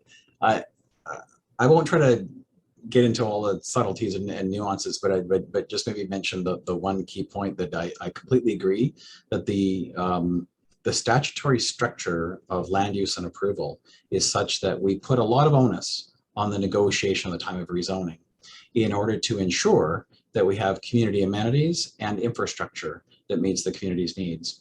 If we had more statutory tools that allow us to manage those items later on, say at the building permit stage, such as we do with offsite infrastructure like development cost charges, and that was recommended by the expert panels that the provincial and federal government put together in the last couple of years to specifically expand the range of development cost charge infrastructure types to include facilities, to include matters that aren't, water, sanitary, storm, roads, parks, the basic very limited list that we have. And so I certainly encourage that personally. I think if we had more tools at that end, as well as a really key emphasis on planning ahead of time. So having very comprehensive civil plans that describe the intended infrastructure, both transportation as well as other buried infrastructure that is needed, so that we can take a combined approach, ensure developers pay for the full cost, but look at it as in a combined approach. The tools are somewhat blunt under the current Local Government Act and Community Charter, and therefore we enter into quite a detailed negotiation in order to ensure that we can afford those key items. Also, it does give us a bit of an advantage in that we can have those density bonusing conversations and tailor things to the financing of the site. That's one thing that we know, that if we apply a blanket approach of say 10, 15, or 20% affordability across the board, that will mean many sites couldn't develop. Some sites could easily develop. It depends on the town center because they have different land values. And so we know that having a bit of a nuanced approach has been helpful in some circumstance. But I think if we plan ahead of time, consider the land values and the opportunity of sites, we could tailor our policies and approach to the town centers to achieve those outcomes, but would take that planning effort that you described. Thank you. Thank you. Councillor Murray, your comments? And yet that scenario is almost presupposing the outcome of rezoning applications. The city of Vancouver there's constant debate in regards to amenity contributions, being part of future budgets without even knowing whether or not those zoning applications are going to be approved or not. When we did the OCP, our zoning maps were set in the town centers because we wanted to give certainty to the development community. And ultimately what that did was create great speculation and allowed land values to rise and create an affordability. The planners of the day had no idea that the market was going to do what it did based on, that certainty. And it put us in the situation that we are in, commodity housing. That's what we should be concerned about. There still is a process to all of this. And if there's not going to be a process of community involvement and listening to what neighborhoods want, then really there's no point in any of us sitting at this table, because staff could do this job. Our role is zoning. That is what we do, land use. We are a council because we have land use capabilities, and the province has given us that role to make these decisions. Now, certainly, some don't believe that we're doing those things fast enough. Many planners, Larry Beasley, that was one of the head planners for the city of Vancouver, Mr.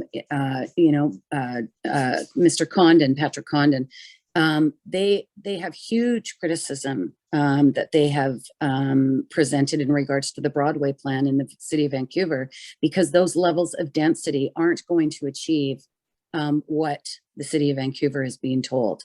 It's the same as when we had the professor from SFU come and talk to us about the transportation line on the Broadway corridor. Why is a municipality getting that kind of transportation dollars when they've got bus stops every 2 blocks? We are the ones that need that kind of transportation. I guess the point in rental only zoning is that, as Councillor Bond pointed out, is that there is no business case for developers to take over rental buildings if you put rental only zoning in, because there's no money in it. You know, it just remains a business. Like in the 70s when people would, you know, buy properties, build rental properties with the partnerships of senior levels of government. And then that would be their job. They would be caretakers. And then they turned around and sold it because land prices skyrocketed and they made a massive profit. So you take out that incentive of that density and all of a sudden rental, you know, becomes something that can just be maintained because it's a business and you need to maintain your business in order for it to survive. Incentivizing, and you know, if a building that was rental was replaced under a development permit 1-to-1 the exact same way, I agree. We can't do anything about that. We can't control the rents. I totally get that. It's within the zoning. But why would a developer want to buy something like that if there's nothing for them to in regards to increasing the density? You know, I can't believe that we're watering this down so much and that we don't want to use this tool. You know, I'll tell you another thing. The reason that these things changed within the Residential Tenancy Act was because there was a change in provincial government, because there were people shouting from the rooftops, because people were being demo-evicted, because they were being displaced out of their homes. Those changes came because another government got elected and that government acted. So it wasn't, you know, there were a lot of changes and it was the community that rose up that pressured that that allowed that government to come in and those changes to be made. And they stood by what they said they were going to do. So I think we have to go a little bit back in history and understand, you know, have that corporate memory of what exactly we did and what worked and what didn't work, because a lot didn't work. A lot did work, but a lot didn't. And I think we all have to understand that. And I think that's one of the challenges that we face going forward, is that we don't look back and reflect on what has happened, just like the OCP. We didn't really go back and reflect on what changes the OCP and what decisions councils made, what worked and what didn't work. Yeah, thank you, Councillor Murray. And I think, you know, none of us have a crystal ball on these kinds of things. I think there have been a number of policies provincially and federally that haven't done anything to, you know, change the housing situation. It's many cases it's exacerbated the problem. But at the end of the day, I mean, interest rates are probably going to have a bigger effect on housing values than any of these other tools have had. But if the federal government has a policy of immigration around 400,000 people per year, which may be a totally legitimate immigration policy and may help Canada and the economy in other areas. But if you're going to have to house 400,000 additional people per year, largely between 5 centers, Ottawa, Montreal, Toronto, Vancouver, and Calgary, you're going to have increased demand and population changes in those areas. We're barely biologically replacing ourselves. It's almost entirely the immigration calculation that's driving it, which certainly helps our economy in many areas. But you know, we need the federal government to step in and say, you know, this pressure on our housing market is because of a federal policy, and we're going to support it. We're going to support it with a proper housing policy that's properly funded. And until that time, I think we're only going to have very minor changes one way or the other in terms of the affordability in our communities. So anyway, I see that no further. Sorry, I just have to, I think one of the things though we leave out regularly, and certainly something that is in, you know, is being highlighted every single day when you turn on the news, is the lack of, you know, medical staff, medical support, doctors, nurses, paramedics. I mean, there's hospitals that are crumbling right now. You know, Clearwater in Vernon just closed because they don't have enough people working there. So we talk about all of this immigration coming into the country, but we can't even look after the people that are here, let alone more people coming in to increase the population. So until we get our own house in order, I don't know how we can continue down this road. You know, there was a time where we all had a doctor. Half of my friends don't have doctors anymore. And how are we going to solve that problem? Yeah, I think immigration has largely been helping in a lot of those fields, but it's still. Well, it hasn't yet, Mayor Little. It really hasn't, because they don't have the same credentials. The So problem it takes a long is time for them to get the movement of people from the countryside into the town centers has made it very hard for some of the smaller communities to be able to maintain complex systems like that without additional incentives for people to move to those places and provide those services. The problem we face locally is the cost of living, which is on the flip side of it. People want to live here so much that the cost of living is so high that we're missing certain segments of our economy. But at any rate, I see that there aren't any further comments at this time. I hope staff have a better understanding of council's concerns on the matter. I certainly have a better understanding of the policy and the effect that it could potentially have in the community. So I appreciate all of the work that went into preparing the workshop tonight. I have to say it's probably something I'm going to have to sit and think on, hopefully with fine weather over the next month, and try to see where I really land on it. But I'm very glad we're having these discussions. They definitely represent the priorities of our community to have commit our council time to address these issues. And so I'm just appreciative of everyone's work on that. At this point, I'm going to say we've completed the business of this evening's workshop, and if someone will move adjournment, I will accept. So moved. Moved by Councillor Back. Thank you very much. Is there no, you're not taking comment from anybody that's online? Is there nobody, is there no public, like? No, you're right. We are scheduled till 10 tonight, I think. So that means we still have some time for public, if that's. I don't know if there's anybody that wants to speak, but. Yeah, we're scheduled till 10. If members of the public wish to add their comments to the workshop tonight, I see Lyle Craver. Your comments, please.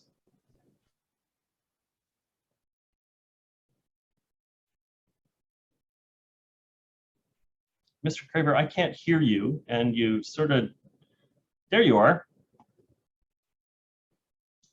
You're still muted. Sorry about that. Oh, there you go. Welcome. Okay. You have 3 minutes to address the workshop. Thank you. I'll be brief. I won't need it all. First off, my comments tonight are primarily directed to staff who, given the turnover in district staff in the past 4 years since the last election, I think it's important to make a few notes. First off, I heard several views tonight expressed tonight, which I considered rather dysfunctional in terms of what public opinion is in North Vancouver generally, and in Lynn Valley, my home in particular. First off, there remains a lot of people extremely concerned about the kind of things we see in Lynn Valley, particularly with respect to Emery Place and Mountain Court. There are certain things discussed tonight that seem to be taken for granted, that I can guarantee you would get a rather large public outcry if it was clearly understood that this was the case. So I'm hoping staff don't automatically assume that any development done in the district, and in particular in Lynn Valley, are done with the assumption that there will be density bonuses or other concessions to developers involved.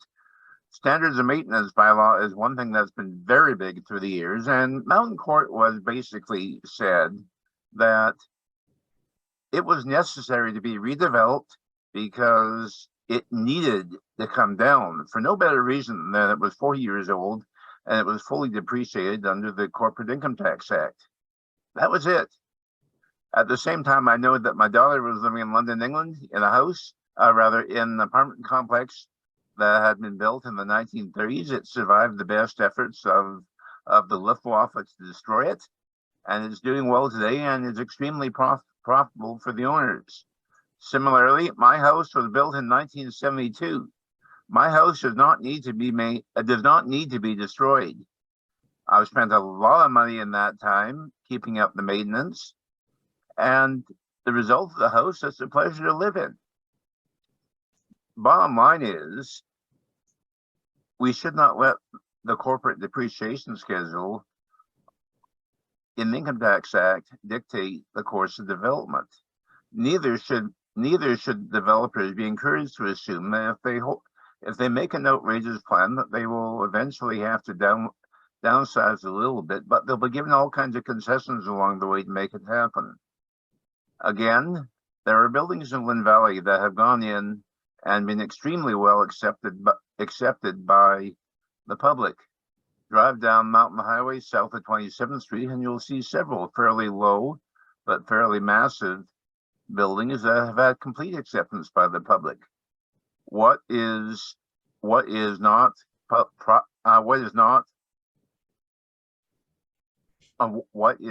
desired is high towers. And please don't think that we will accept automatic concessions just because the developer wants to pad the bottom line. Final comment, and I'll be brief.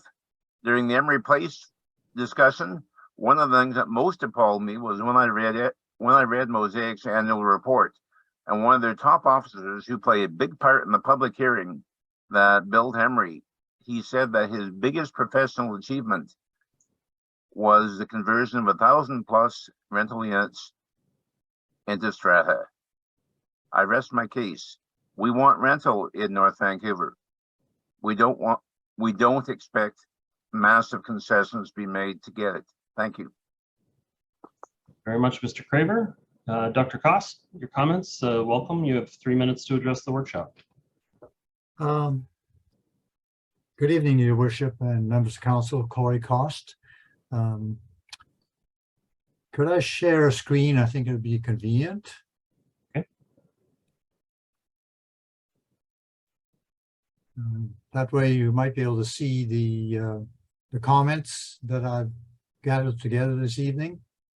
And I sent a copy off about 15-20 minutes, maybe half an hour ago to mayor and council, so you can see that. But I can see it. I just want to note that there's 160 municipalities roughly in BC, and only 7 of them have partaken of this specialized zoning in the 4 years that the legislation has allowed that.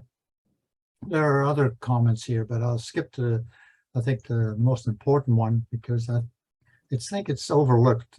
There really very little is mentioned, although one of the councillors mentioned it, or maybe, no, it was Milburn from staff that mentioned it after I'd sent this off about adjusting the DCC charges in this context.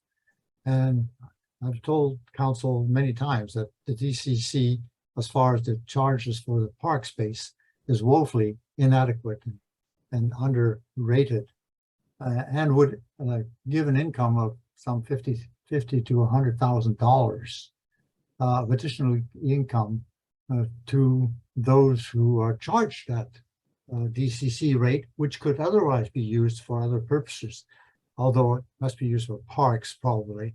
But the important point is you can actually not charge it on the affordable housing or the RRTZs.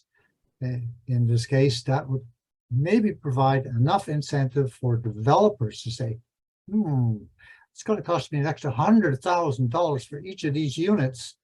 I think I can build some of these rental units, which is equivalent to kind of subsidy that the government would be giving. So there are still tools in the toolbox that the district has never used. And I suggest you look carefully in our own house for some of the solutions. Thank you. Thank you, Dr. Cost. And I don't see any further speakers at this time virtually. If people want to put their hand up virtually, we'll add you to the meeting. Okay, seeing none, then I believe adjournment was put forward, and I accept again. So thank you very much to everybody this evening. This actually, I was just going to mention, this represents the last council workshop of this term. The last reserved council workshop space in the fall is going to be used for an orientation for candidates for elected office. And so this was the last workshop. But to everybody, thank you for all your work. Sorry, Mr. Milburn, I see your hand. Did I get that wrong? Is there still one more? Your Worship, I believe Mr. Rick Danielic is providing a workshop on development cost charges on July 19th. Okay. He's going to stand between us and the summer. Got it. on DCCs. There you go. Okay, so thank you all for participating tonight. Have a great evening. Good Good night. night, everyone. Good night.